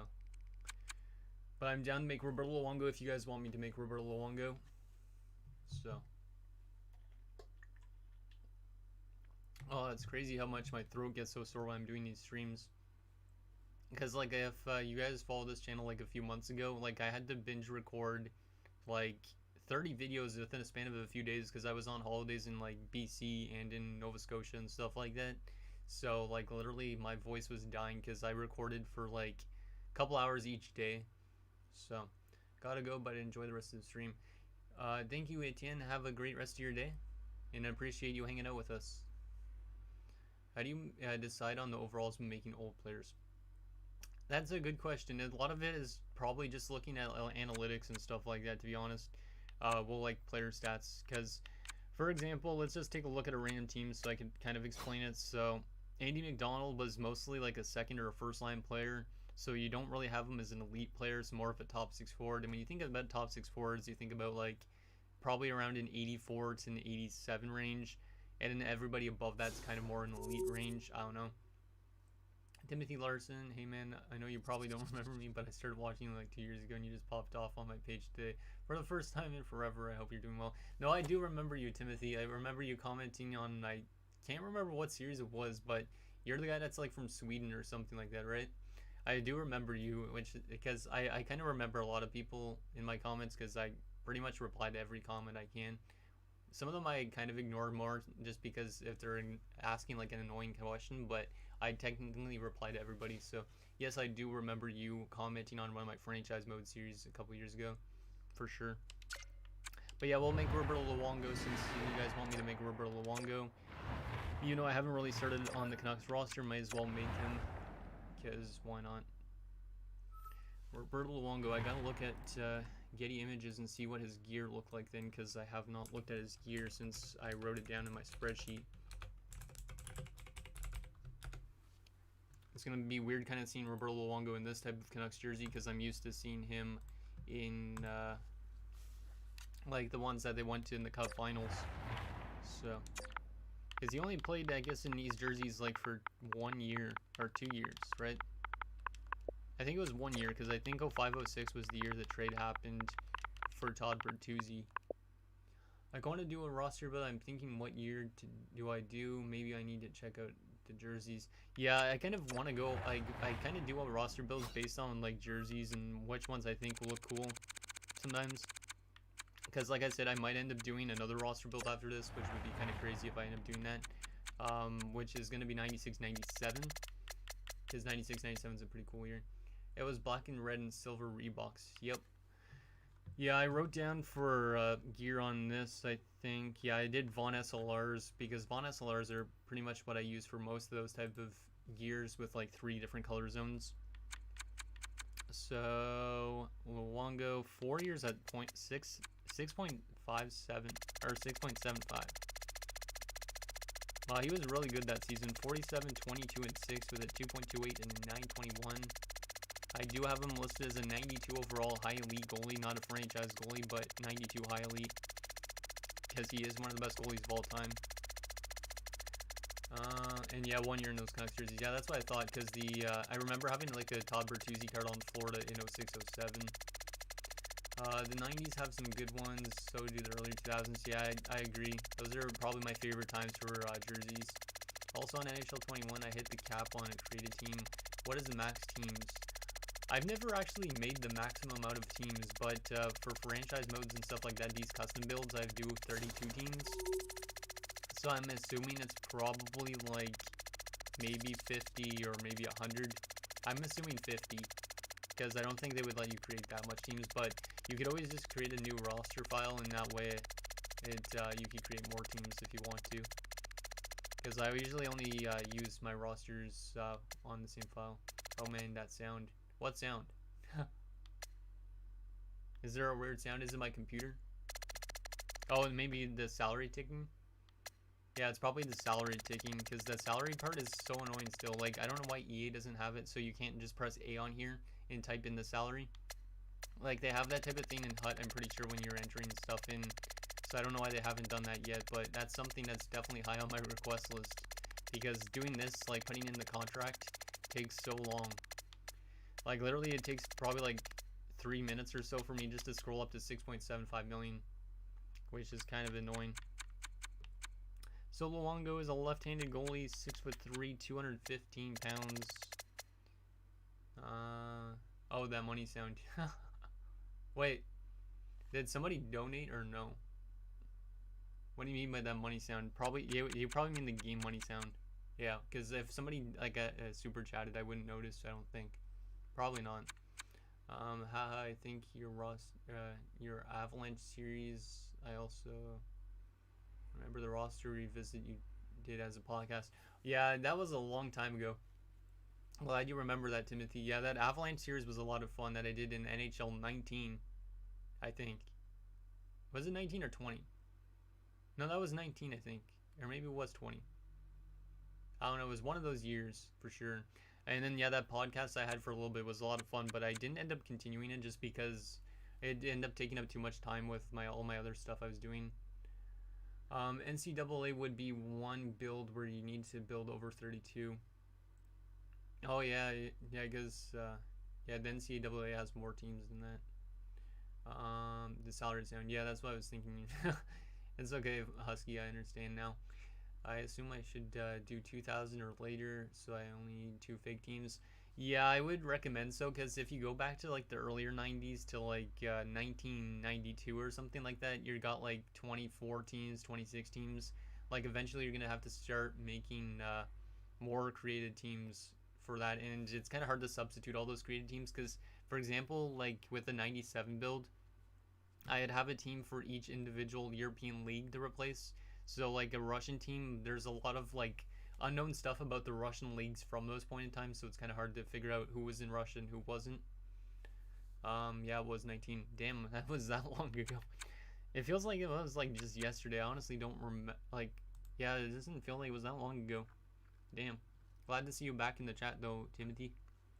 Hopefully you've been well. Let's see. Goalie stance. Yo, AJ, do you have a goalie stance for Roberto Luongo, or does this one look good? Or is he a little bit lower? Because I'm trying to look based off of images, but I want your expertise because you're a Canucks fan, so you probably know his stance a little bit more.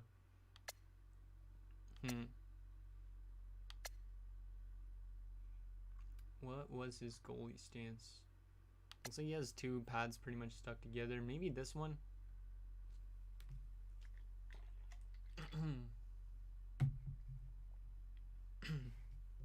Oh god, my throat. From 2001 onward, there are 30 teams until 2018. Yeah, so those type of roster builds, 2001 to 2018 would be probably the easiest. Lower, I believe. Okay. Yeah, I'm trying to find some from like this time period. Okay, AJ is looking. AJ will give me a correct one because obviously with him being the Canucks fan, I trust his judgment. In the net, yeah. Some of the ones I'm looking at, it looks like I could actually show you guys if I want to change scenes again. Let's change over to our desktop mode so I could show you guys on transition. Yeah, so right now I'm looking at like this photo, for example, and looks like he kind of has like a similar stance to what I was just showing you guys, or some of the ones I was just showing you. Like, I don't know if his goalie stance changed over the years or not. Let's change back over to the game just because, or else I'll probably end up forgetting. There you go. Back over to the game, and we got to go back to this other part. Man, there's such a lot of work that needs to go into live streaming when switching scenes, and I don't have a stream deck, so.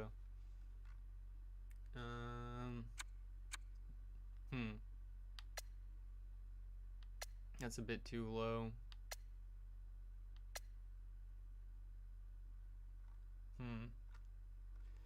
Because I want to get this goalie stances somewhat accurate. Because there's always people that will probably judge if it's not super accurate.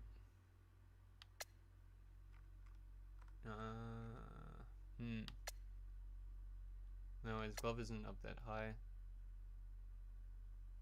It's not terrible. I don't know. This one's not terrible either. There's so much different goalie stances in this game though. Like I don't even use all of them. Like there's like 50 something of them. Like I don't do any of this stuff with the player stance. Use that site for stances if they got them sniped. What was the? Oh, it was the Goalie Guild, right? That you were mentioning, because you sent me a link to it before, but I think I favorited it, but I never used it. 36 is designed off Luongo's. Okay, so we'll use 36. 36 is my favorite number too, so that's perfect. And yeah, I can see it. Looks good enough. We'll use 36. So that is good on that front. And he was 27 years old, which means he'd be born in 94. And yeah, he was born on April the 4th. April the 4th in Quebec. Another Quebec goalie. We already made Tebow. We already made Flurry. Now we're making Luongo. We're making all the French goalies today. Okay, so that's good on that front. And we had his 137, even though this one isn't really 100% accurate for his face, but this is what I've been using anyways. Which these faces don't have to look 100% accurate, but as long as they look somewhat good for when I put out this build.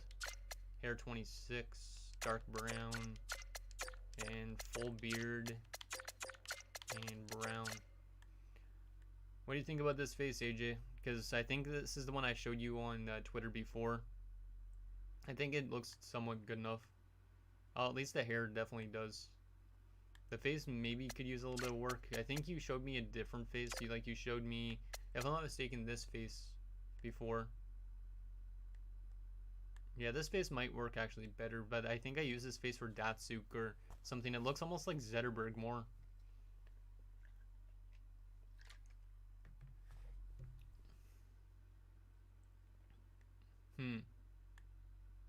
Yeah, I think that one looks a little bit more like Zetterberg is the only problem. But it could still work. It almost looks like Datsuk though too.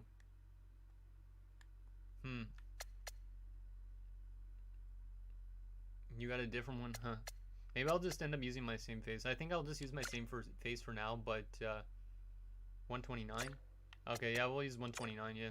Yeah, I thought that's the one you used. For some reason, I just remembered it off the top of my head, so we'll use 129 since you know best about Canucks faces, probably better than me. So that is Luongo's face, and then his helmet, or mask I should say, not helmet, is the one for IK Oscar Sham, or whatever you pronounce his name as. I'm not from Sweden, so I don't know how it's pronounced, but they are not in the Allsvenskan, they're in the SHL? Which team was, oh yeah, there they are. This is the one I used for his mask, because his mask had like a blue visor, or not visor, cage. 137 more looks like Hellbuck. True that. But yeah, this is the mask I used for him just because I think it looks the most similar to his one for him this season. Like, yeah, I wouldn't use this one for like a 2011 build, but it looks good for an 07 one for sure. And in terms of his pads, we used Von SLR2s because these ones I use quite a bit in terms of throwback pads because they have a lot of color zones. So it should be decently accurate, so we'll use gray there. And then we got to go to our Canucks palette and grab the colors from there, which are those colors. Get the white as well, just might as well. Oh yeah, that's perfect. Yeah, I think it's a perfect mask for it, just because it's... I think I used it also for Mark Denis in Columbus, just because like some of those masks are really hard to get perfect. Yeah, and the colors fit well. Yeah, I agree with that. And what else we got here? What is this addressing? Oh yeah, that's stripe. That's probably gonna be navy then. They actually had his legit mask in NHL 7. Yeah, it sucks that a lot of those old masks can't be in the game anymore, probably due to copyright issues, but if they gave us like a create a mask function, then I think it would be nice, but I don't know if they'll ever add that, or not for a while at least. I know Timo, I'm pretty sure, has been pushing some stuff like that, because Timo likes creating stuff obviously too. Let's see. Yeah, that part's going to be gray as well. And then this is going to be white. And then that side part's going to be navy as well. But yeah, these pads are looking pretty good and pretty accurate, I think, so far. And then this part is going to address that, so we'll also make that gray. And that addresses like the striping, so we'll do that. And finally, the back part is silver as well. Yeah, those look pretty accurate. Like, if you guys go on to Getty Images and look up Roberto Luongo from 2007, his gear that I'm making right now looks pretty similar.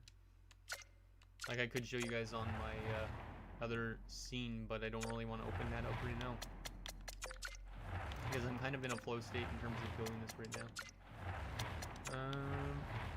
So this is red. This is going to be blue. This is going to be white. But it's kind of crazy how much work I put into these rosters some days though, because some days I could just literally sit here from, I don't know, the time I wake up almost till like 7 or 8 p.m. which is kind of nuts, but it's a lot of fun making these rosters. Because I'm kind of a sucker for nostalgia in a sense. And that's probably why I build these rosters.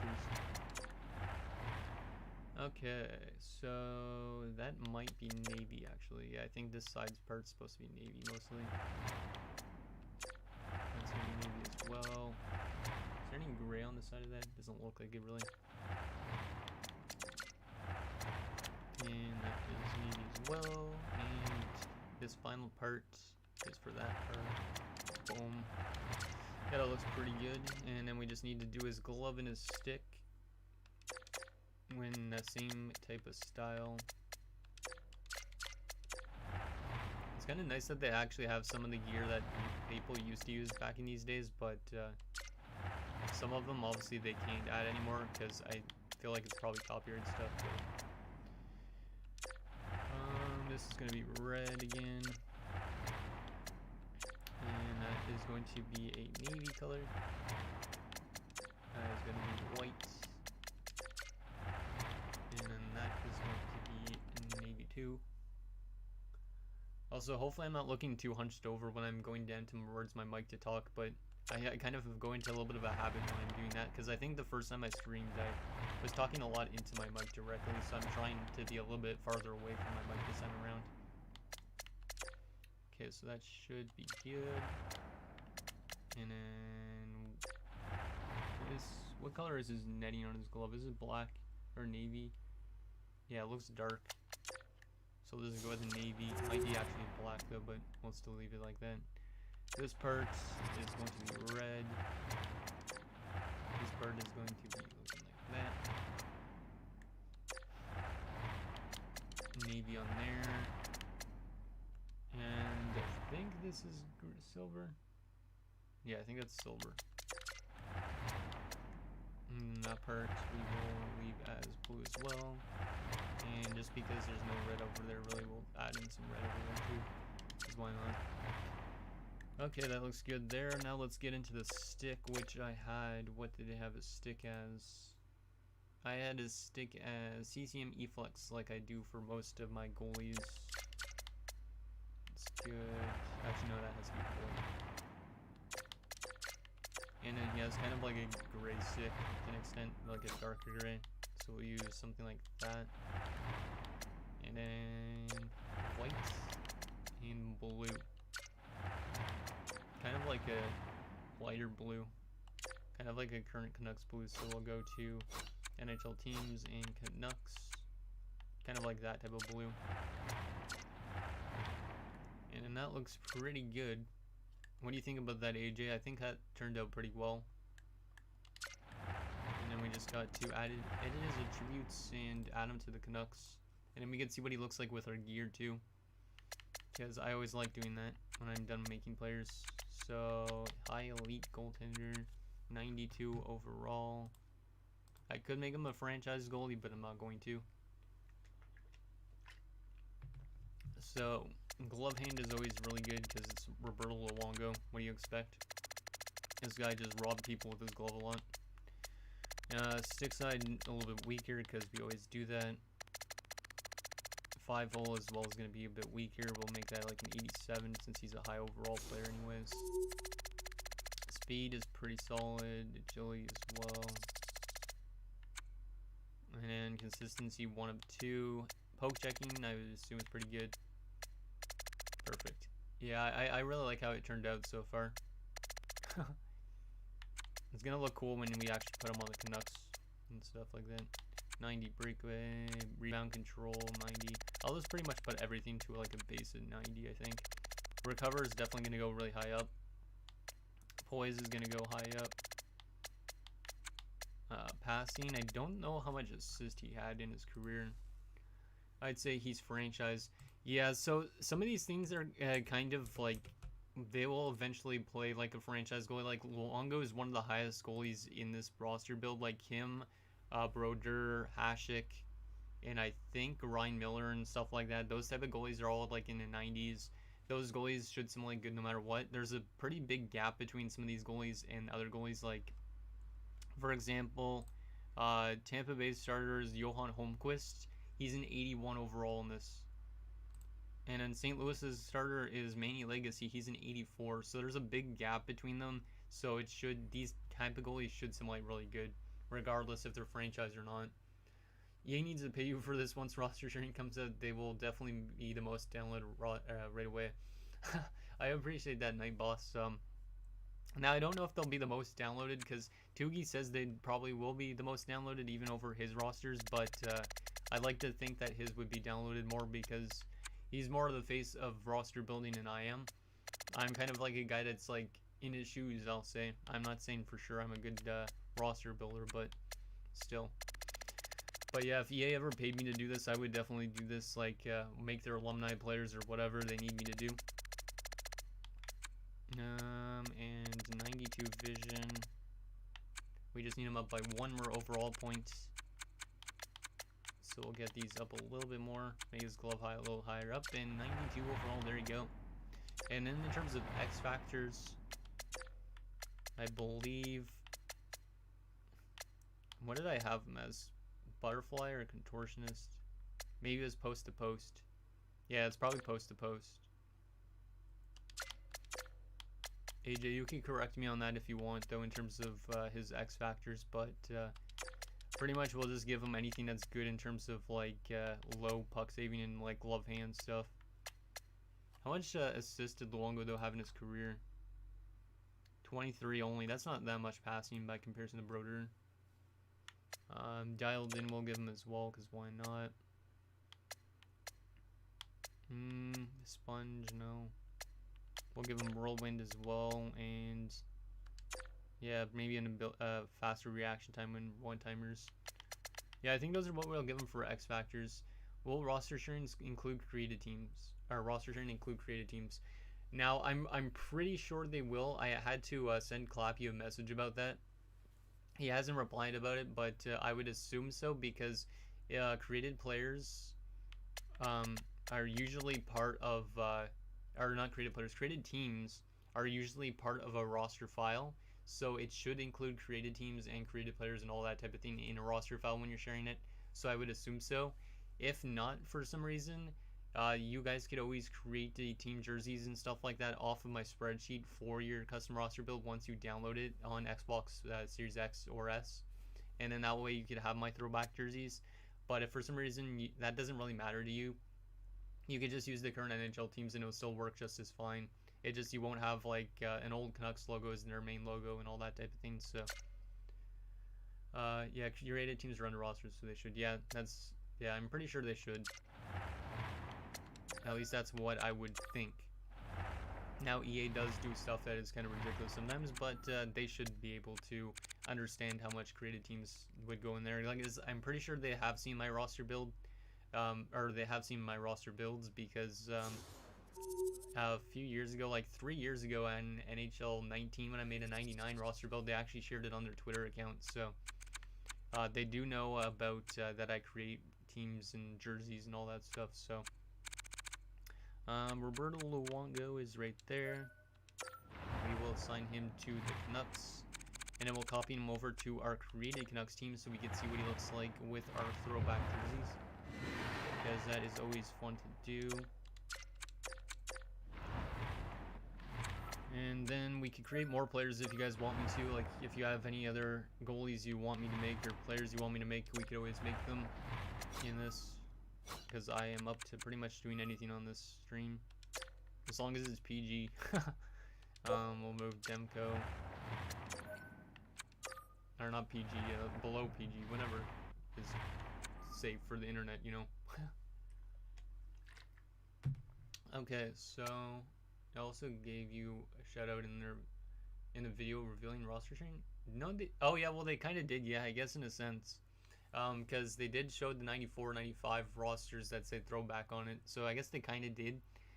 They also gave a shout out to Toogie in it, obviously, because Toogie's the main guy that was pushing roster sharing for all these years, because he's the one that actually got EA to share my video, like however many years ago that was, 3 years ago. So he is now on the Canucks. That is good. So we got to go to practice mode and see what he looks like. So we'll go to not free skate, goalie practice. I want to see what he looks like with the home jersey, just so we'll probably end up choosing a different goalie for this practice mode. Yeah, we got to see what he looks like for sure, AJ. So we'll go to custom teams and Vancouver Canucks, and I'm gonna select a different goalie, just select Halak for now, just so we can kind of see him in the home gear instead of the away ones, just because the away jersey is probably gonna look much better, or yeah, the home one's gonna look much better. So let's go to instant replay. Oh my goodness, he looks pretty good. Of course, the stick bug is still in the game, which is super annoying. But that looks really good. I don't know about you, but that might be the best Luongo I've ever made. Look at that. Oof. And that jersey looks pretty good actually too with him. Damn. I gotta maybe like take a screenshot of that. Yeah, I'm gonna take a screenshot of that, and after the stream I'll have to put that up on Twitter. Ooh-wee. Yeah, that looks really good. Once we make guys like Marcus Naslund and stuff like that for the Canucks, it's gonna be like pretty cool to see all those guys in Canucks uniform, but that looks really good. Okay, so that is good. Do you guys want me to create more players? Yeah, I'll definitely post that up on Twitter. Let me actually see. My start thing's not opening. I know it is. Okay, I can post it up actually on Twitter right now. I don't know, maybe I can't actually. You know what? I will post on Twitter afterwards, just because I don't want to open stuff on my computer and then slow it down. So, yeah, that mask definitely works really well with it, for sure. Do you guys want me to create any other players in specific from Pittsburgh all the way on to Washington? Those are the only teams we have left in, and also the custom 2 teams, Europe and North America, because I'm fine with making pretty much anybody if you guys have a request, as long as they're a player I'm actually building for my roster build. I wish we could have the arena name on the ice around the logo, like IRL arenas. That's another thing I really wanted. I was thinking about that the other day because in Create a Team, it'd be just really nice to like enter like a text and have it say like, I don't know, GM place or whatever the arena is at that point in time, you know? Because yeah, a lot of these arenas obviously don't really, well, they do exist, but they're renamed to their arena names at that point in time. So like St. Louis's Scott Trade Center, it'd be kind of nice to put that actually around the center of the ice and kind of customize that, like the color and whatnot. Like obviously not putting the actual logo because then that gets into copyright issues and whatnot, but it'd still be really nice to put that in. But yeah, if you guys have any players you want me to build, let me know. Can we see what Datsuk looks like and what his stats are? Yeah, sure. We could totally take a look at Pavel Datsuk. So let me go to, let's just go to edit players so I can show you easily what his stats look like instead. We'll just go to the NHL ones instead of the Create Team ones. So it's easier because it's basically the exact same guy. So I made Datsuk a 91 medium elite. He could be probably higher, but I made him a 91.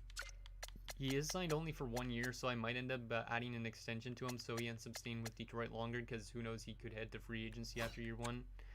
But yeah, this is basically what his stats look like. So yeah, I made him like a two-way forward. I made him have really good like puck skills, good senses, pretty much good everything. His skating is his weak point, but he is still a good skater. His physical is also pretty low. Yeah, we can make Ovechkin after I show Datsuk off, sure. Yeah, this is what I gave for his zone abilities, so shock and awe, because obviously after Toe Drake he can put out some stuff. Yo, what's up, Hawks fan? Good, you could join the stream. I've done quite a bit of different things. We made Marc-Andre Fleury and Jocelyn Tebow, who used to play for your Blackhawks, actually, speaking of which. We made those guys for the Pittsburgh Penguins. We went over just a bunch of roster stuff, and we also created Roberto Luongo. So we've been doing a lot of different random stuff, but it's been pretty fun so far. But yeah, so Pavel Datsuk also has ankle breaker, elite edges. It's tricky, puck on a string, quick pick. Because that way he could take away the puck a lot, and he could also take people out, skate really well. And yeah, pretty much what Pavel Datsuk was known for. So yeah, we'll make Alex Ovechkin since that was a request by AJ. And speaking of Ovechkin, I actually do have a jersey from this Ovechkin era, which is kind of neat. But I don't have Ovechkin on the back. Eventually I want to get maybe a good name on the back, but I don't know. So Ovechkin, let's see what we got here. Who is one of the best youngest players in this franchise mode. He's 92 high franchise and he's only 21 years old. No, I haven't made Crosby yet, but we could get to Crosby after I make Alex Ovechkin for sure. Because for Pittsburgh, all we've done is Flurry and Tebow. But we can do Crosby after we do Alex Ovechkin. Because it's only fitting that we do both of them at the same time, right? So Alex Ovechkin, or Alexander Ovechkin at this point.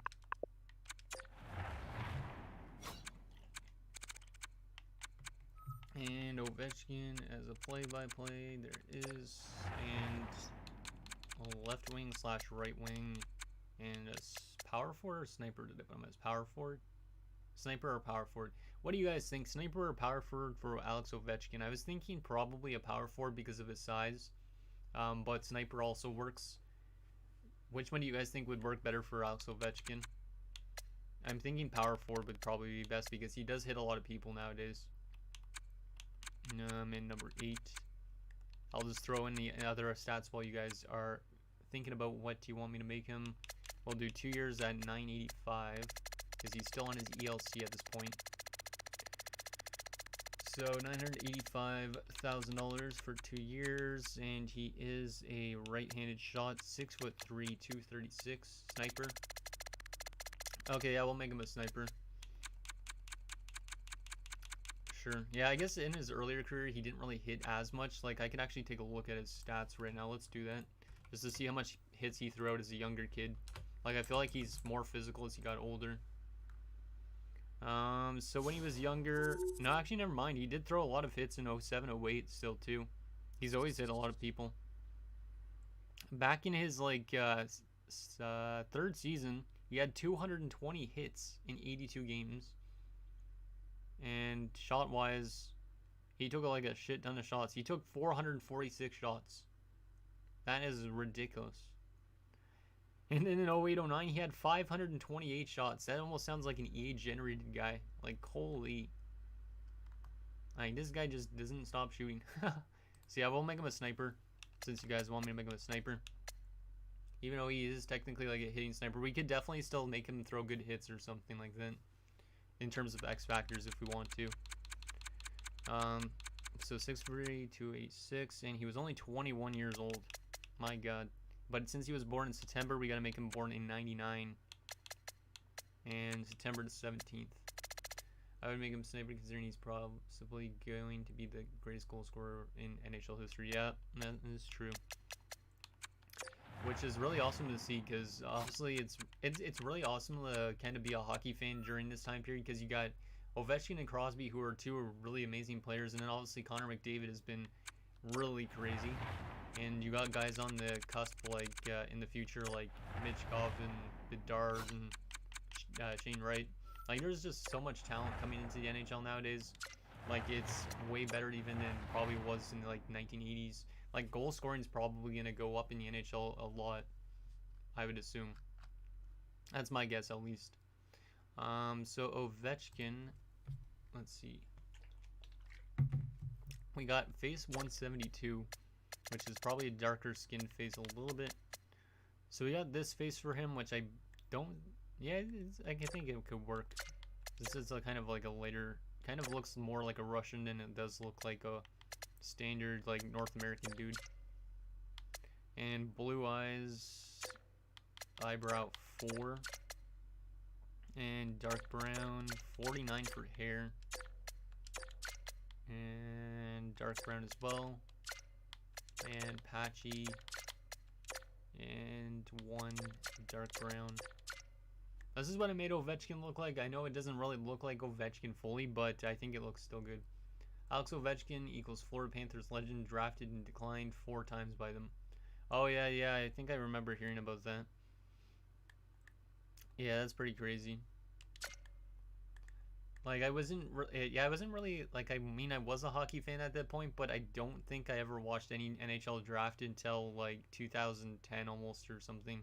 Because, like, when I was a fan for, like, the first, like, 6 or 7 years, I didn't really, like, I did pay attention to a lot of hockey, but I didn't pay attention as much to the, like, drafts and stuff. Like, I had old magazines and stuff from then, but, yeah.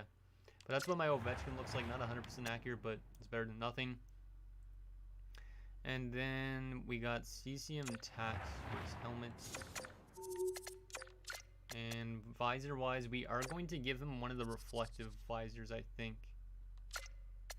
Because it says gray, but the gray visor in this is kind of bugged. Like, for some reason, the gray visor more looks like a white visor. Like, I don't really like it. Like, I don't know why it says it's gray when it's not really that gray.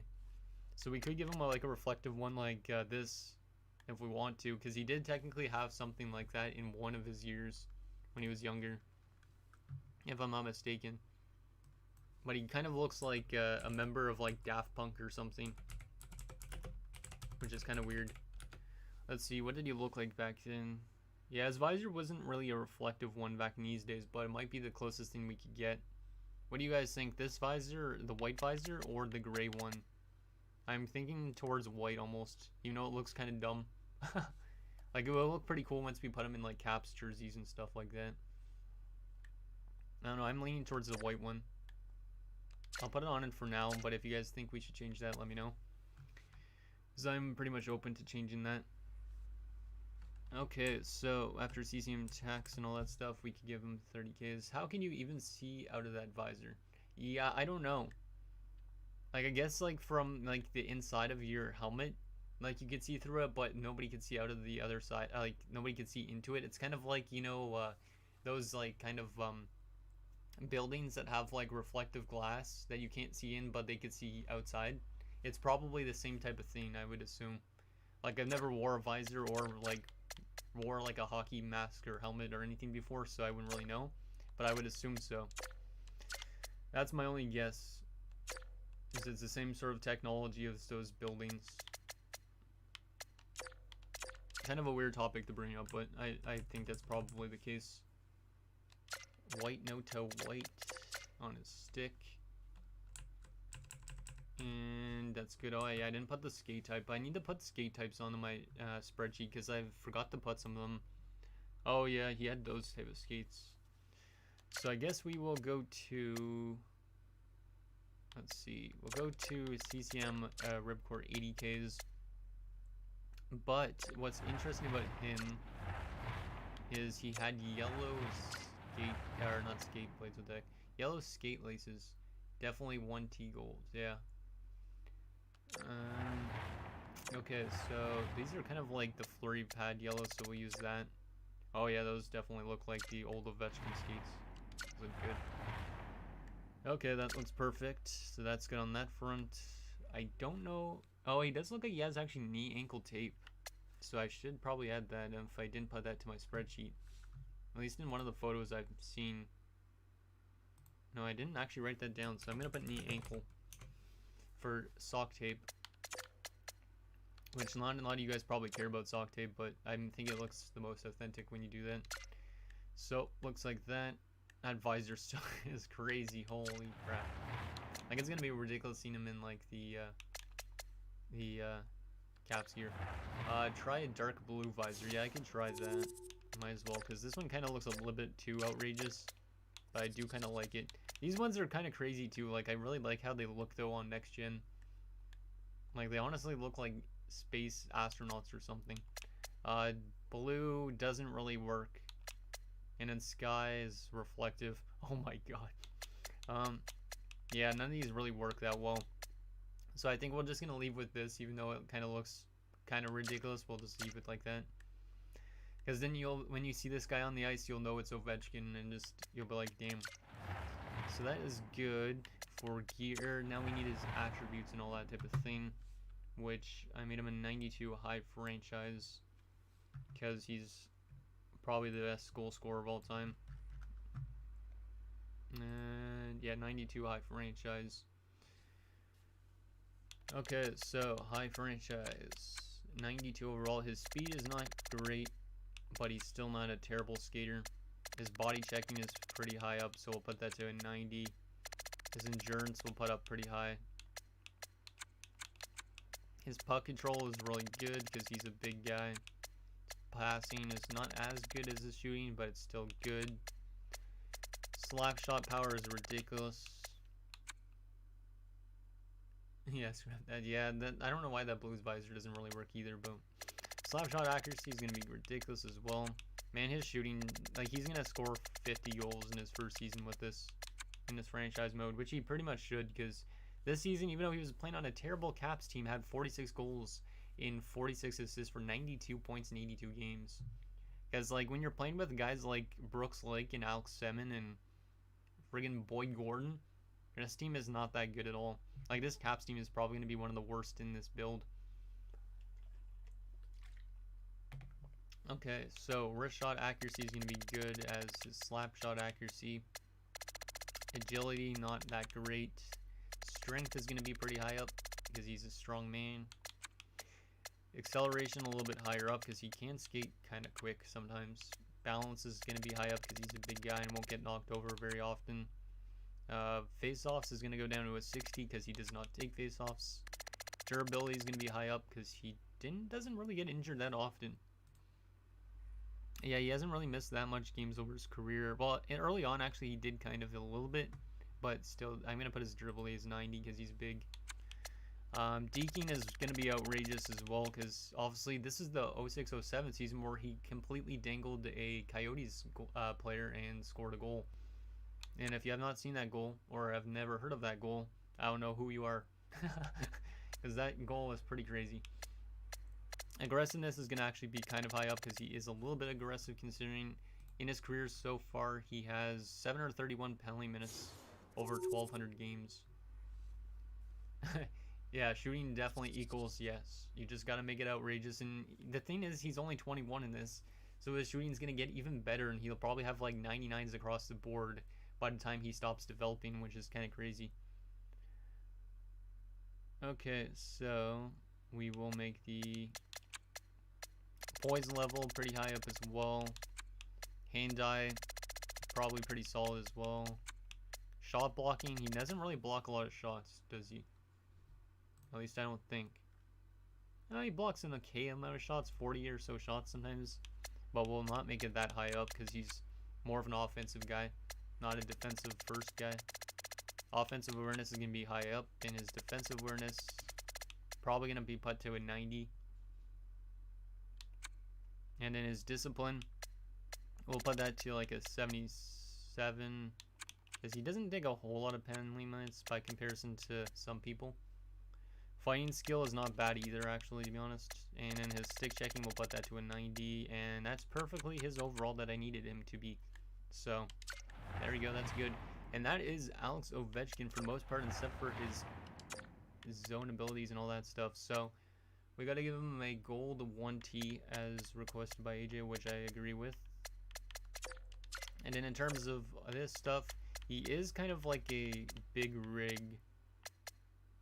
Like, cause yeah, he's good at driving to the net for sure.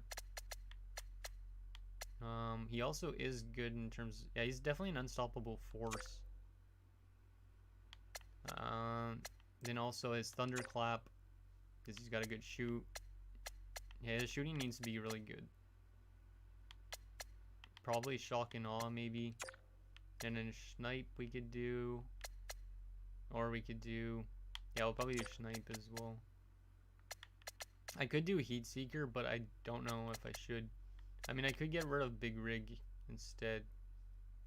Yeah, I'll get rid of big rig and go heat seeker, and then truculent, or not truculent, unstoppable force should be good enough for driving to the net. I could literally add so many different X factors to Ovechkin, but obviously I could only add 5 and then the gold one, so that should be good, I think. Yeah, so he is good and set in stone. I don't really give celebrations or behavior stats, so we'll just do that. And that is Alex Ovechkin. So let's assign him to the Washington Capitals and see what he looks like in Caps gear, even though the jerseys aren't 100% accurate. And the logo is currently bugged too, which is really annoying. But we will assign him over to those Washington Capitals.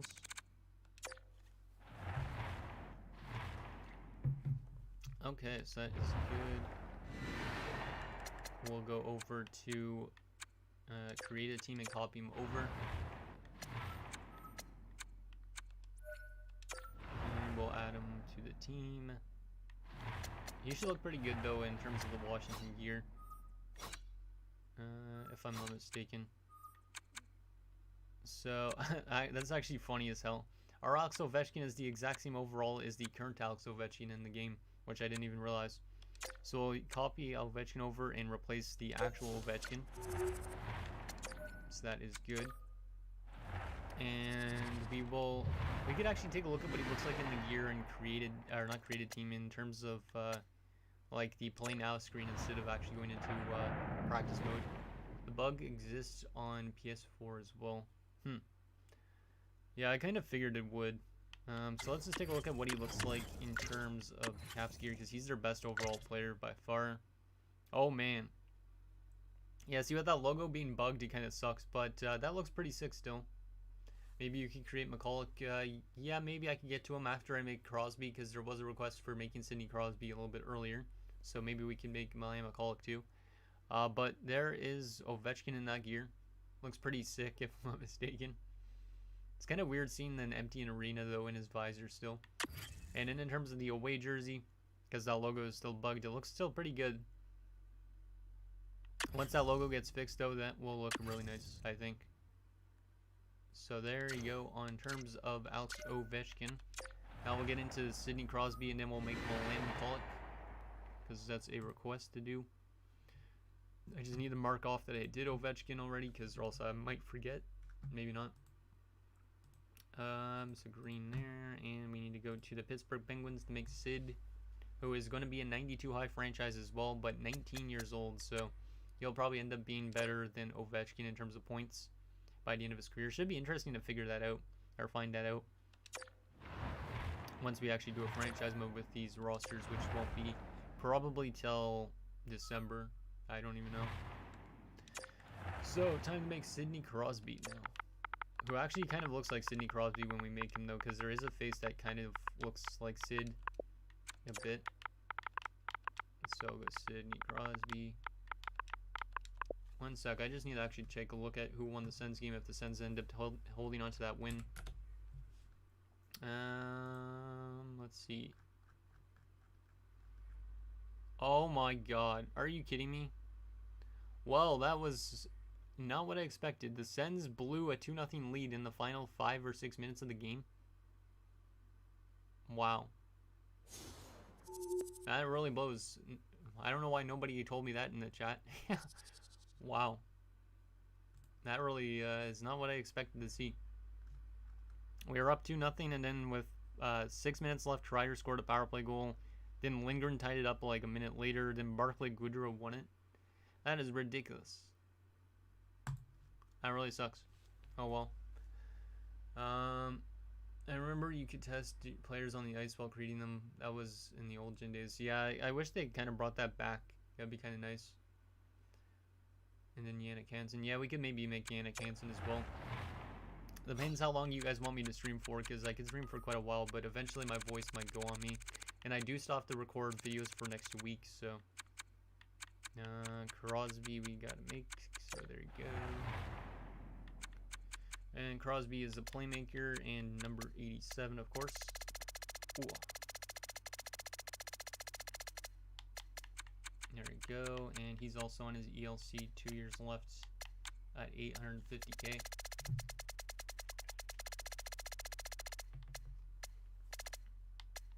Crosby should definitely be puck on a string, or it's tricky. Yeah, probably something like that. We'll have to take a look and see which ones apply to him. 5'11", 200, and then he rarely fights. Back in these days, he actually had 60 penalty minutes in 79 games, which is kind of high up. But over his career, obviously, since then, he hasn't taken as much. But it's kind of weird because, like, in the first 2 years of Sidney Crosby's career, he had 170 penalty minutes in his first 2 years combined. His first year, he had 110 penalty minutes and 102 points. Like, he was really aggressive early on, but eventually he became more poised and didn't take as much penalty minutes. So it's kind of neat. So we won't make him fight that often because he obviously didn't really fight in his career, and I don't think. He probably did have some fights. We could check hockey fights if we wanted to, but not going to do that. And 19 years old means he's going to be born in 2002. Jeez. Yeah, that makes me feel old. 2002 being 19 years ago, what the hell? And then August 7th, obviously, and born in Nova Scotia. And there you go. We'll go to Nova Scotia. And now we'll go to appearance. So we got face number 105. 105, which, as I was saying, kind of looks like a Sid face to an extent because of like the lips and stuff. So it's probably the closest we're gonna get to a Sid. And then we will go to eyebrow 9s, dark brown, hair 49, which is the exact same one we used for Ovechkin. And we will go faded brown instead of dark brown. And we will also go patchy. And we will go faded brown on this too. Yep, faded brown on this. And we'll go 1 to 2. So that way in the playoffs he has a little bit longer of hair. But right now he just has a little bit shorter. And then we gotta give him a cesium fit light helmet, which I use more like in my 94 build, but I occasionally use it in these builds too. Straight visor is good. That's good. Sherwood Project 9. That looks good. No toe black on the stick tape. And that's pretty good as well. And then we'll do back sock tuck, and we need to find out what type of skates he had, or similar skates. So back sock tuck looks good. And what type of skates? We need to look on Getty Images again. And let's see what we got here. Sidney Crosby. Looks like he just had like pretty much, I know he does have actually some gray on his skates, so we could use also 80Ks. Or we could go to 50Ks. Yeah, let's go 50Ks on his, which I've got to write down on my spreadsheet, because or else I might forget to add that again. So CCM Reap Core 50Ks, and pretty much everything else is default, because he didn't have any different colors of blade holders or skate laces. So that is good on that front. And then now we just need to put in his overall stuff and whatnot. So we have him as 92 high franchise, just as Alex Ovechkin was. That way, both of them are completely dominant. So we'll make Crosby's skating pretty good, because obviously he's a good skater. Not really a fast skater, but a good, strong skater. Body checking, I don't think he really has a lot of checks in his career. Yeah, he had some 80 hit seasons, but still not really a whole lot. Still I'll put it probably to like an 85. And then endurance is going to be pretty high up. Actually, let's make that speed a little bit higher. Why not? He's going to be a high up overall regardless. Puck control is pretty damn good. Passing, really good. Definitely Crosby's strong suit. His shooting is also really good though. So, but not as good as his passing, I would say.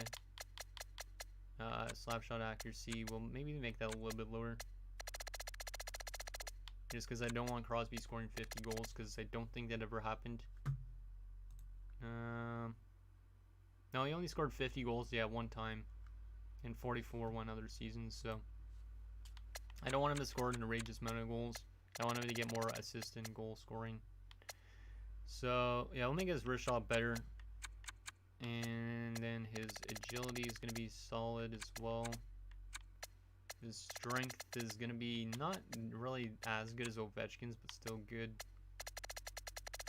Acceleration, going to be pretty high up. Or yeah, definitely really high up.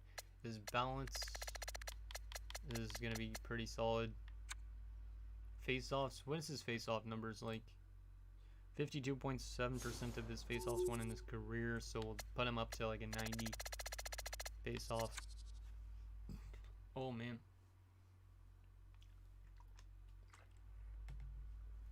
Durability. Now this is a very interesting one because Crosby has had some injury problems in his career. And then Kevin Bieksa. Bo, I might be able to get to them. I might not. It depends really how long I stream for. But I don't know how much players I'm going to be making in this this stream. Durability, I'm going to put it to like an 87. Yeah, let's do it to an 87. I could make it lower because he did have some injury problems a little bit later in this, but I'm lurking a little as I roster edit for my franchise mode build. Yeah, no problem, AJ.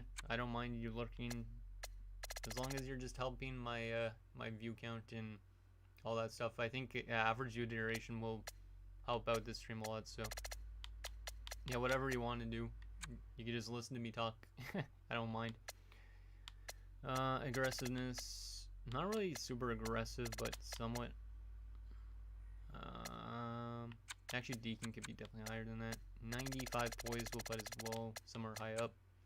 Hand die is really good because obviously he could bat pucks out of the air a lot. Shot blocking, not really existent, I don't think. Yeah, 30 to 40 blocks a season, sometimes less. So we'll just put that to like an 80. Offensive awareness is going to be nuts. His defensive awareness is going to be really solid as well, because he actually is a pretty solid two-way player. Discipline is going to be pretty good as well, at least as of recently. I'd make his durability lower, maybe around an 80. Yeah, that's true. That way we could have him maybe get a little bit injured. Let's make it down to like an 82, because if I lower it too much, it will like drop off his overall a little bit. Fighting skill, we'll just put that to 70 like I normally do. And stick checking, we'll put that to 90. 92, even though his stick checking is actually pretty good. Yeah, there you go. That way he's a 92 high franchise. I think that's pretty good. And as AJ was recommending, puck on a string for his gold. Let's take a look at puck on a string again. Good face sauce. Or it's tricky. What was it's tricky again? Yeah, we'll go with quick draw. Or not quick draw, what the heck am I saying? Puck on a string is probably not the run I was looking at. Oh, exceptional toe drags. Yeah, I'll do the stick handling speed one.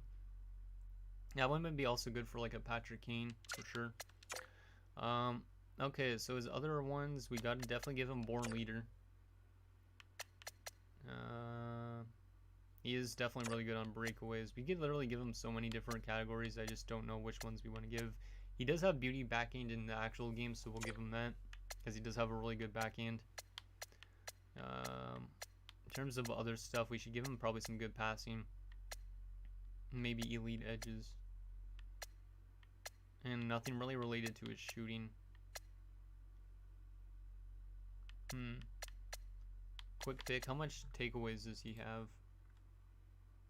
Not as much as giveaways, which is kind of surprising. So yeah, I think I'm gonna give him some for passing and whatnot for the other two. Third eye, yeah, because you just could find people pretty much anywhere on the ice. And I think I'll give him elite edges because he's a good skater. And that is the 5 abilities, and that is good. We can now assign him to Pittsburgh and see what he looks like in the Pittsburgh jerseys, since he will be their best overall player for Pittsburgh. But we actually got to scroll down far on this list because he's not up to the top of the list like Ovechkin was. Yeah, probably could argue a lot of those different X factors. It kind of sucks that you can only give like 5 of them. But I guess if you gave more than 5, they'll be kind of like overpowered. So yeah, maybe I'll go back and edit that at some point. I don't know. I guess it just really depends on how these guys simulate in terms of franchise mode, which I will probably end up testing before I put this roster build out. So Sidney Crosby, there he is. 19 years old and that good. That's ridiculous. He's going to end up growing to like a 97 probably regardless in franchise. I didn't want to go to edit player, goddammit. I wanted to go to sign player.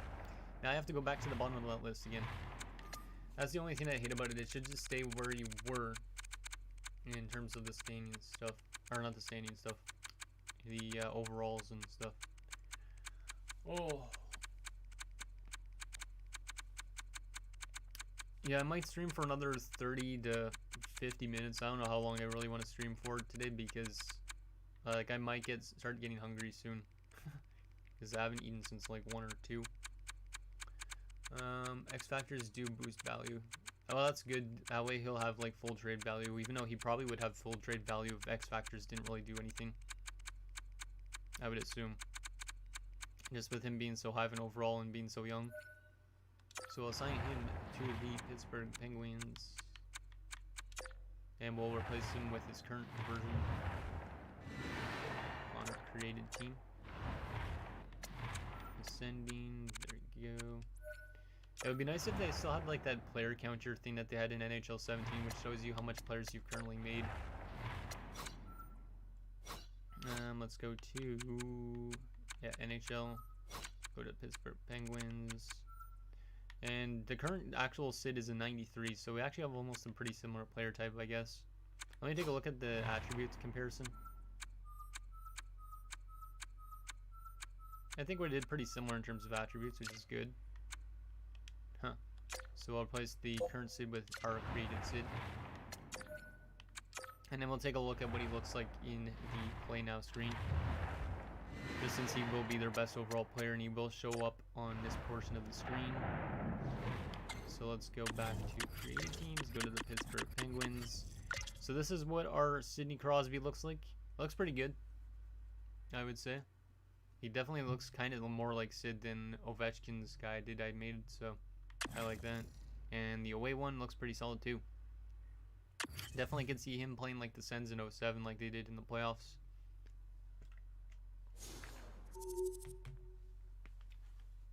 Okay, so now we got a request to make Milan Mccallick of all people, which is kind of an interesting one to make, so we will make Milan Mccallick. And yeah, if there's any other suggestions for stuff you guys want to see in this, like I could take a look at more of my roster build afterwards, we could do that. Yeah, we'll make Milan Mccallick, and that's probably the last player we'll make for the stream, I would assume, just because it does take a while to make each individual player, and I don't really have time to make like 10 players a stream. I would assume so, especially considering I'm keeping an eye on the chat. So Milan Mccallick, an interesting one to make. Former Ottawa Senator, part of that Danny Heatley trade. He was actually a pretty underrated player for the most part. And Mccallick is a play-by-play name, which is good too. But yeah, Milan Mccallick actually had a pretty good season in 2006-07. In case you guys didn't know, he had 26 goals and 40 assists for 66 points in 78 games. But then again, I believe he was playing with Joe Thornton sometimes. And Joe Thornton obviously was crazy this year. He had 114 points in 82 games. So yeah, Joe Thornton's going to be like a cheat code in terms of passing.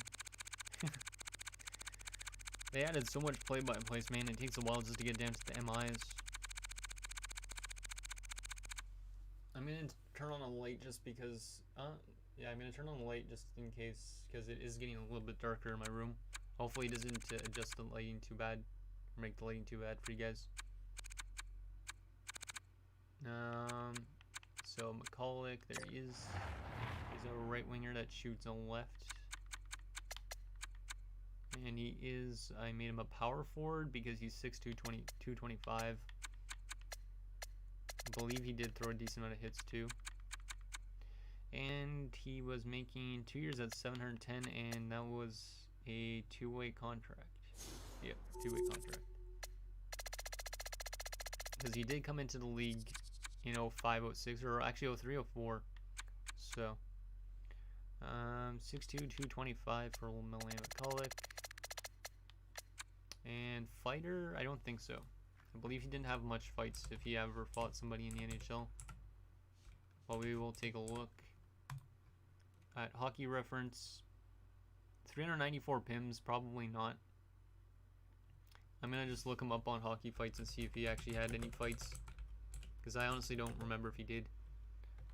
Hockey fights. Let's see. Did he have any fights in his career? He actually did. He had a total of 6 fights in his career. He fought Scott Nickel. He fought BJ Crombeen, Ryan Carter, Marc-Andre Bergeron, Brandon Proust, and Dion Phaneuf. I think I'm going to have a stream. Thanks, Husky. Thank you for hanging out with us today, and hopefully you have a good rest of your weekend. So it looks like most of Milan Mccallick's fights were when he was with the Sens. He had 2 fights, though, with the Sharks. One was in 06, one was in 08. So I'm going to leave it as rarely, because he still didn't have a lot of fights for playing 747 games, but yeah, he's not much of a fighter. And then he's 22 years old at this point, damn. Born on December, so he has to go to 98. And December the 7th, and born in Czech Republic. Good old Czech Republic. Yeah, we'll probably only stream till 5 o'clock, I think, because, yeah, I just don't know if I should stream longer than that. My voice will probably end up getting too sore. And besides, also, like I said, I do have videos to record tomorrow. Don't want to be too sore for then. So I used 135 as his face, blue eyes, eyebrows, style 7, strawberry, 20 hairstyle, and blonde. And then we also use patchy and strawberry 1. Using hockey fights, yeah, I use hockey fights occasionally just to take a look at when people fight. But a lot of the time, like, I make the enforcers, they fight often, usually, even if they don't fight that often in actual NHL games. I also put some players as sometimes, and then rarely I usually use. Sometimes I put none if the player had fights previously to 07, but never after that. Because, I mean, if they had fights after 2007, obviously then sometimes they did fight. But if they had fights only previously to 07, then they didn't fight really. So, especially at least for something like this type of roster build. So we'll do strawberry on that, and that looks like Milan Mccallick, kind of. The hair might be a bit too blonde, but I'm okay with it. And then we gotta use CCM tax, like I usually use, as the base. And then HPRs. And our next is Geo Pro stick. And black no toe black. Somebody actually using black as the chaff tape. That's interesting. That's pretty good. Do this as well for the toe. And then in terms of skates, well, I had to look them up again on Getty Images because I didn't have that open. So looks like he had pure black skates, or did he have silver into them? He does have some silver into them too, so we'll just use the Ripcore 80Ks because that's usually what I use for any skate that has a little bit of silver in them. Just so this, like, the skates are kind of accurate. But the skates don't really matter too much, but I kind of put that in just as a little bit of an extra thing. So we'll give him those 80Ks. Don't think he had any sock tuck. Did I put that down? Let me just make sure. He does have actually a back sock tuck, so we gotta give him the back sock tuck. There you go, and that is good on Milan Mccallick. Then we just gotta do his overalls and ratings. So Milan Mccallick is a potential of high top 9. I could honestly make him a top 6 if I wanted to, but I'll make him a high top 9. 84 overall. Because he did have some like 60-point seasons and 50-point seasons, mainly with the Sharks. Once he came to Ottawa, he was mainly like a 30 to 40-point guy. So I will make him an 84. Yeah, that makes sense. So an 84 high top 9. Speed wise, he's a big guy, so he's not super quick. His body checking, he did throw a good amount of hits, never a super amount of hits, but usually like 40 to anywhere from 40 to 90 hits. So I will put that still like an 85 because of his size, or 86 because of his size. Why not? Endurance, he's got solid endurance because he is a younger player. Puck control, he was a plus 13, so he did control the puck okay, I guess. Actually pretty decently, probably because of his size. Passing, his passing in 2006-07 was pretty solid. We'll put that to like an 87. His shooting though is better probably than his passing. Yes, he had 208 goals in his career over 238 assists, so pretty similar goal totals to assist totals. So we'll do 87, and we'll make this like an 83 and an 85 for the wrist shot. And then agility, we could lower the agility is a little bit lower, maybe because of his size still. His strength is going to be pretty high up because of his body build. Acceleration could be okay. Balance is pretty good because of his size once again. His face-offs, I don't think he really took any face-offs. 43.6% because he was not a face-off guy by any means. So we'll put that down to a 60. Durability is probably going to be a little bit lower because he never played a full 82 games except for one season, which was in 2013-14. So we will probably put that to like an 84 range. Deking is okay as well. Aggressiveness, we'll put that to 75 because he did have almost 400 PIMs in almost 750 games. Poise is going to be like an 85 or 86, somewhere around there. Hand-eye, I would say hand-eye is still probably right around 85, 86. Shot blocking, did he block a lot of shots? Not really, 30 something, so we'll go to 80. Offensive awareness is pretty good. We'll put that to like, considering he had 66 points this year, we'll put that to a 90. And his defensive awareness probably to like an 87. Discipline, we'll probably put it up to like a 77, 78 because he did still have a decent amount of PIMs. Fighting skill, I'm going to put down to like 73 because he did still have some fights. And stick checking is going to be pretty solid. And there you go, he's an 84. And he's not an X Factor, so yeah, he's not an X Factor. So the rest of that is good. So that is Milan Mccallick for you there, Bo, since you did request about it. And we will assign him to the Sharks and take a look at what he looks like in Sharks gear as well. And then we might have to enough time to do one more request. I don't know if you guys have any other requests, because I think we are probably getting close to wrapping up the stream, which kind of sucks. But at the same time, I really think I don't want to like kind of kill my voice, because if I kill my voice, obviously then videos are probably not going to be that good tomorrow. So we'll sign Milan Mccallick. We'll sign him, yeah, over to San Jose. Now, maybe later this week I could do more streams, because my parents aren't technically back till next Saturday, but I don't know if I will do more streams. It's up to you guys if you guys want to see more streams, but I do gotta pump out videos and edit my rosters and all that stuff, so don't really have a lot of time to do it. So we'll go create a team and go to the San Jose Sharks and add him to the team, and then we'll go to free skate to see what he looks like. Yeah, we could do Marcus Naslund for sure, considering he's one of my favorite Canucks of all time. We could definitely do him next. So we'll add Milan Mccallick and then take a look at what he looks like. Replace Timo Meyer, and then we'll go to free skate just to see what he looks like in my jerseys.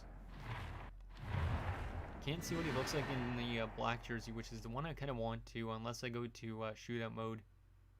You know what, we'll go to shootout mode and throw him into the shootout lineup, just because I kind of want to see what he looks like in the black jersey over the it's like teal ones. So let me go quickly to edit lines, and then go to custom teams, and we will go to San Jose, and we'll just go to the shootout lineup quickly, just so we could throw him into there. We'll throw him into the hurdle. He's not scratched. He's a right winger. Throw him in. Boom. And now we can take a look at what Milan Mccallick looks like in a shootout. And then we'll make Marcus Naslund. Let's go to offline. Or wait, is it in more? Yeah, it's in more now. It's interesting. Offline. And let's go to... Actually, we don't want to do AI teams. Let's just go to create a team, just so I can see what he looks like in that black jersey. Because these jerseys kind of look... I feel like the black one looks the best, so I got to see what he looks like. Doesn't really matter who we're making him play against. Just because I got to see what Mccallick looks like in this jersey, as I'm kind of curious. It's hockey's version of high noon. The shootout. Let's go. And he buries it for the goal. I really like how he made this look like he was good at deep, but he doesn't. He stays with the shot. Mccallick looks like now in this jersey, because that's more what I was looking to see, not Yager score goals. Let's see, Milan Mccallick. That looks pretty good. What do you guys think about Milan Mccallick? He looks pretty good, I think. Definitely like the looks of that. Also, I know this logo on the shoulders is a Coyotes logo, but I use it more as like the shark fin logo that they had around this point in time. So, but yeah, there's Milan Mccallick. So that is done. Let's get into making Marcus Naslund, and I think after we do that, that'll probably be it for the stream.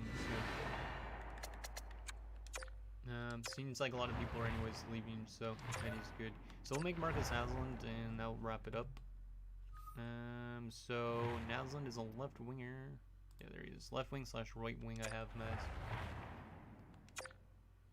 So Marcus Naslund, one of my favorite players from the past for sure.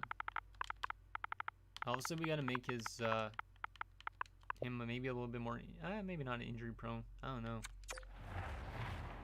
I wish I could like address certain injuries, like if it was concussion related, you know. So Naslund's a play-by-play name now, which I didn't have on this because I hadn't got to that yet. But that is good to see it as a play-by-play. And we will make him a left wing / right winger. And we will make him a sniper. And 19 years, or not 19 years of age, what the heck am I saying? Jersey number 19. And he is making 2 years at $6 million, because After these 2 years is when he went to go play for the Rangers, which I don't really like him in New York. It seems kind of weird. Then again, the Rangers signed a lot of random players around this time period, so 2 years at $6 million. Damn, it takes so long to scroll to $6 million. Oh. So we'll make him making $6 million bucks, and then he's going to be by the end of this an 87 low elite. Because I don't think he's really like a franchise player, even though he's one of the best Canucks probably. And then he's not really a medium or a high elite. He's more of a low elite because his point per game wise actually isn't as good as it seems. Like, he had some really good seasons, but this year he only had 60 points in 82 games, only 24 goals. If you don't make my other two I requested, will you make them next time, which were Yannick Hansen and Kevin Bieksa? Yeah, I'll probably get to those two guys maybe if I do another stream this week. I don't know if I will. I could always maybe make them then. If not, I could always, well, you'll end up seeing them in terms of like the spreadsheet when the spreadsheet's out, so, or I might end up being nice and sending them to you on Discord if once I get to them, because it's going to take me a while still to get to the rest of these rosters, so if I feel nice, I might send them to you on Discord, but it's no guarantee that that actually is going to happen, so, 6 feet, 195, not really a fighter at all, probably because Naslund's a shooter and offensive guy, but he did actually have a lot of penalty minutes, 736 penalty minutes, which is more than I thought, to be honest. Let me just look up on getting images as well. And I don't think he had really much fights, but we'll still look him up in terms of hockey fights, because I don't think I have looked him up on hockey fights before. Marcus Naslund, hockey fights. Let's see, did he have any fights in his career? He had one against Ian White in 2009, and he had one against Randy Cunningworth when he was with Pittsburgh in 93. So he had no fights whatsoever as a Canuck, but he had fights as a Ranger and a Penguin. So even though he technically had a fight after 07, I'm going to put never, because that is pretty rarely. That's like almost impossible that he fights. But it's interesting to see that he actually had 2 fights in his career. Wonder if you knew about that, AJ. That he had no fights with Vancouver, but he had fights with the Rangers and Penguins. So he's 33 years old, which means 1988. And he was born on July the 30th. And of course he was born in Sweden. Like a lot of good Canucks players were, like the Sedin twins. So we will make him born in Sweden. There we go. And we gotta go to appearance. Okay, so wait a second, my voice is dying to die on me. I don't know if you guys could tell about that. My voice is trying to go on me. So yeah, definitely this is the last player I'm gonna do on the stream, because or else I'm gonna end up having like losing my voice completely. If it's not over a 3-year span, I put it to never. Yeah, I agree. Like, cause obviously, like, when he was with the Penguins, it was, like, in the earlier 90s. So, like, he didn't have a fight for almost over a decade. Yeah, he actually didn't have a fight for over a decade, so. Okay, so we'll do head number 83 in brown. Oh, yeah, this is always the one I use for Naslund because it's kind of similar. And number 5 for eyebrows, light brown, hair color, or not hair color, hairstyle number 72. And dirty blonde. And then no facial hair. What do you think about that face there, AJ? I think it looks pretty decent. It's not 100% accurate, but and not like Louis Eriksson. Yeah, not like Louis Eriksson for sure. Speaking of Louis Eriksson, he's actually in this roster build on the Dallas Stars as a rookie, which is kind of interesting. And he actually had an okay season, I'm pretty sure. But he is in this roster build. Bauer 4500, is that accurate or is that what he used in the past? No, that is accurate. Okay. And he had a curved visor. So curved. And then we will give him STX HPRs and Sherwood Project 9s. The sticks and the gloves are never accurate, but I make them kind of accurate in a sense because of how they look. But small toe black as well. we'll make that a small toe. And then back sock tuck and the ankle tape. And then we need to figure out what type of... looks like it. Good. Gotta get always opinions from fans of the teams themselves. Okay, so in terms of skates, for Marcus Naslund, he had pretty much all black skates. So he's going to be wearing the True Hockey Pro Customs. So we got to write that in our spreadsheet. Because pretty much anybody that has like like black skates, I give True Pro Hockey Pro Customs. Anybody that has a little bit of gray or something, I give them CCM Ripcore 80Ks. That's a little bit of a tidbit that I tend to do. So you can see like these ones are all black, but like Ripcores, like these ones are all gray. So I tend to give those for ones with gray in them. I could use some of these ones as well that have a little bit of red in them, but I don't end up using those. So Ripcore 80Ks, or not Ripcore 80Ks, true ones. So that's what he looks like pretty much. And now we just need to add in his attributes, which I have him as an 87 low elite, which might be a little bit high up for this point in his career, because he was never a 100-point guy again after 02-03. But he is coming off a 79-point season, so, and the Canucks were a good team this year, so low elite. Oh man. Okay, so in terms of speed, he was a pretty good player in terms of skating. Body checking, he is an okay player in terms of body checking someone in his last year of his career. That's kind of interesting. You look at his career in 07-08 when they started keeping track of hits. He had 13 hits in 82 games, but in his last year with the Rangers in 08-09, he had 55 hits in 82 games. So his last season, he looks like he was considerably a little bit more physical than he was in his last year with the Canucks, which might explain why he had a fight too. So we will put his body checking up to like maybe an 83, because he's not really a huge checker until his last year. Endurance is also going to be a little bit lower because he is getting a little bit older at this point in time, because he is 33 years old. So he's not going to have like a lot of energy like younger guys do. Puck control wise, let's see, was a +6 in his career, but probably really good. And in passing wise, he's going to have like a 90 passing. Actually, his passing might be a little bit lowered down to like an 88, just because this is one of his last years. And then his shooting is going to be pretty good still, even though he only had 24 goals, 25 goals, and then 24 goals in his last 3 years. So he never hit 30 goals again. So I'll probably put his shooting to like 86 on the slap shot, because I don't want him to make him score too much goals for this stage in his career. And wrist shot is going to be like an 88, because I usually make the wrist shot a little bit better for forwards. And then agility wise, probably pretty solid. Strength, not really that strong of a player, but we'll still put it to 83. Acceleration we'll put up as well.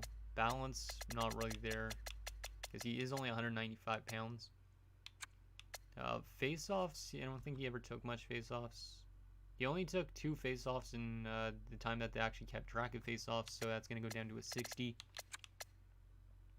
Because technically for people that didn't take face-offs, I put it at 60. For people that took some face-offs and that were actually okay at, I put up to 70. And for people that are really good at face-offs that are over 50% in their career, I usually put for 85 to 90 plus. So durability is going to be lowered a little bit. Actually, never mind. His last 4 years of his NHL career, actually from 01-02 to 08-09, he only missed a total of like 4 games, which is kind of surprising. So actually we'll make his durability pretty good. I always thought he had kind of injury troubles, but maybe I'm wrong. Deking, we're gonna make that pretty good, because obviously he's a good deker. Or maybe he was a good deker, I don't even know, but we won't put it too high up.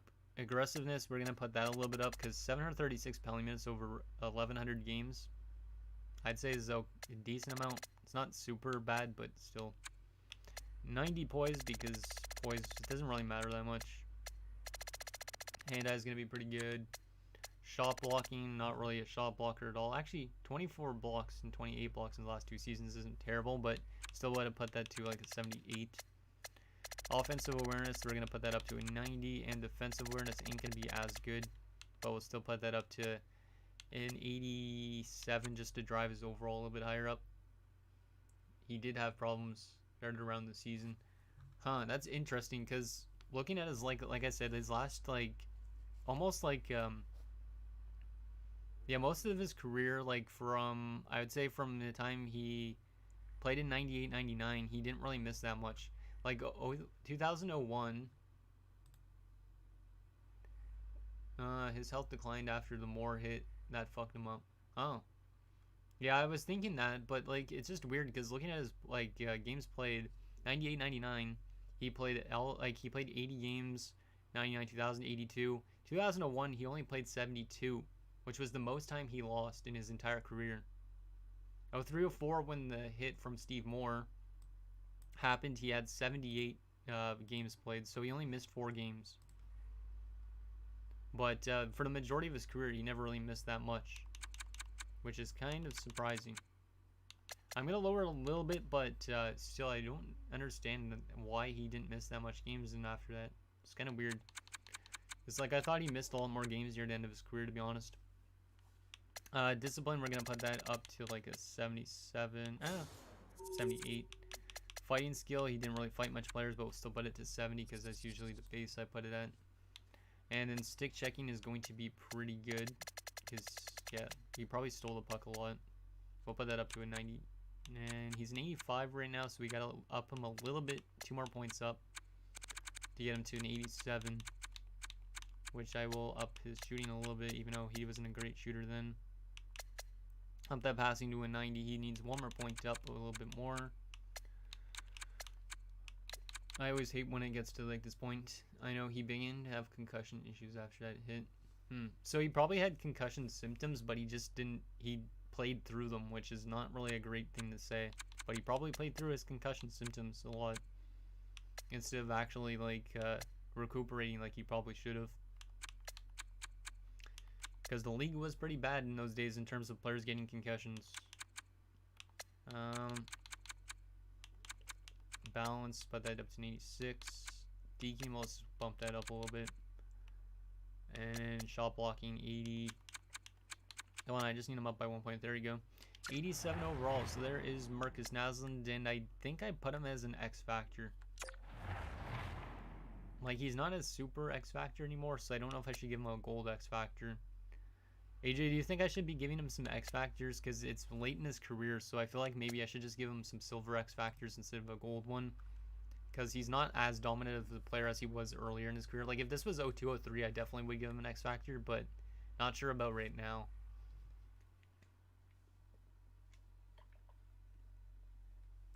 Because it's really hard to say. I think I would probably give him silver X Factors for his shooting. And maybe takeaways as well, because he does have more takeaways than giveaways in his 2 years that they actually kept track of that. So, yeah, I think we'll give him a Schneip. And we will also give him something for the takeaways, which is Yoink, I believe, or what is that takeaway one called? Yoink. We'll give him Yoink because of the takeaways. So if you want to factor that in, I'd say lowers durability. Yeah, that's true. Yeah, I don't know. Maybe I will, maybe I won't. But I'll keep it the way it is for now. But as for like X Factors, I don't think we should be giving him a full 5 Superstar X Factors. We could only give him like a couple. Because like I said, he's late in his career. Maybe for shot, 87's my goal cut up. Yeah, I'm just trying to think about that because he's coming off a 32 goal season, has like 24, 25 goals, which is not terrible. I could just give him maybe some silver ones for shooting and then that Yoink one because he does have more takeaways than giveaways. So I think I will give him Heat Seeker as well, and that should probably be good enough. Because I don't want him to make him too good of a shooter, because or else he'll simulate way better than he should, I would assume. And that should be good. So now we can assign him over to the Vancouver Canucks. And then we can see what he looks like in a Canucks jersey. And then I think that's probably where I'm going to call the stream at that point. Just because, like I said, I don't want to kill my voice. And, yeah, that way I could get more work on this after I finish streaming and whatnot. I'll obviously post some stuff on Twitter about it. So, but yeah, I'm kind of curious on what he'll look like in the Canucks jerseys, but it'll probably look exactly like he did in my 0203 build. I would assume, because I'm pretty sure I used the exact same face. So Marcus Naslund, where are you, man? There he is, 33 years old, that's good. And we will assign him over to the Vancouver Canucks. And we'll move him over to our created team as well. And yeah, that's good. Created team. Descending alphabetically, which that was on created player as well, so I don't have to scroll so much. And we will move him over to the team. And Aslan, there you go. And we will take out Brock Besser. And that is good. Boom. And now we will take a look at what he looks like in terms of the practice mode. So I'll just go to free skate.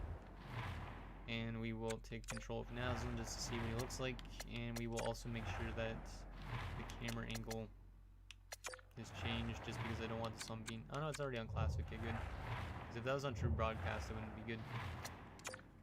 And we can take a look at what he looks like in a Canucks jersey. Probably going to be the white one, I would assume, right? Or is it the blue one? Might be the blue one. And it is the blue one. Perfect. Let's take a look at what he looks like. Right now he's rocking the A, but obviously he would be rocking the C once I actually assign captains and all that stuff. But looks pretty good. What do you think about it, AJ? I think it looks pretty good for the most part. Don't think he really had any like jersey tucks or anything, so yeah, I think that looks pretty good. And there's Roberto Luongo behind him, which is pretty cool. Yeah, it looks pretty nice. He's just going for a trick shot, because why not? Oh, apparently he can't deke still, but doesn't feel like a super fast skater, but it's okay. Does have a good release though, which looks good. Because obviously we want him to be able to play kind of like he did in real life. Sniping it on Halak. And the white jerseys, in case you wanted to see AJ, look pretty good as well. Because that's the current Yarrow Halak wearing them. So I think those turned out pretty well too. Okay, so that is that.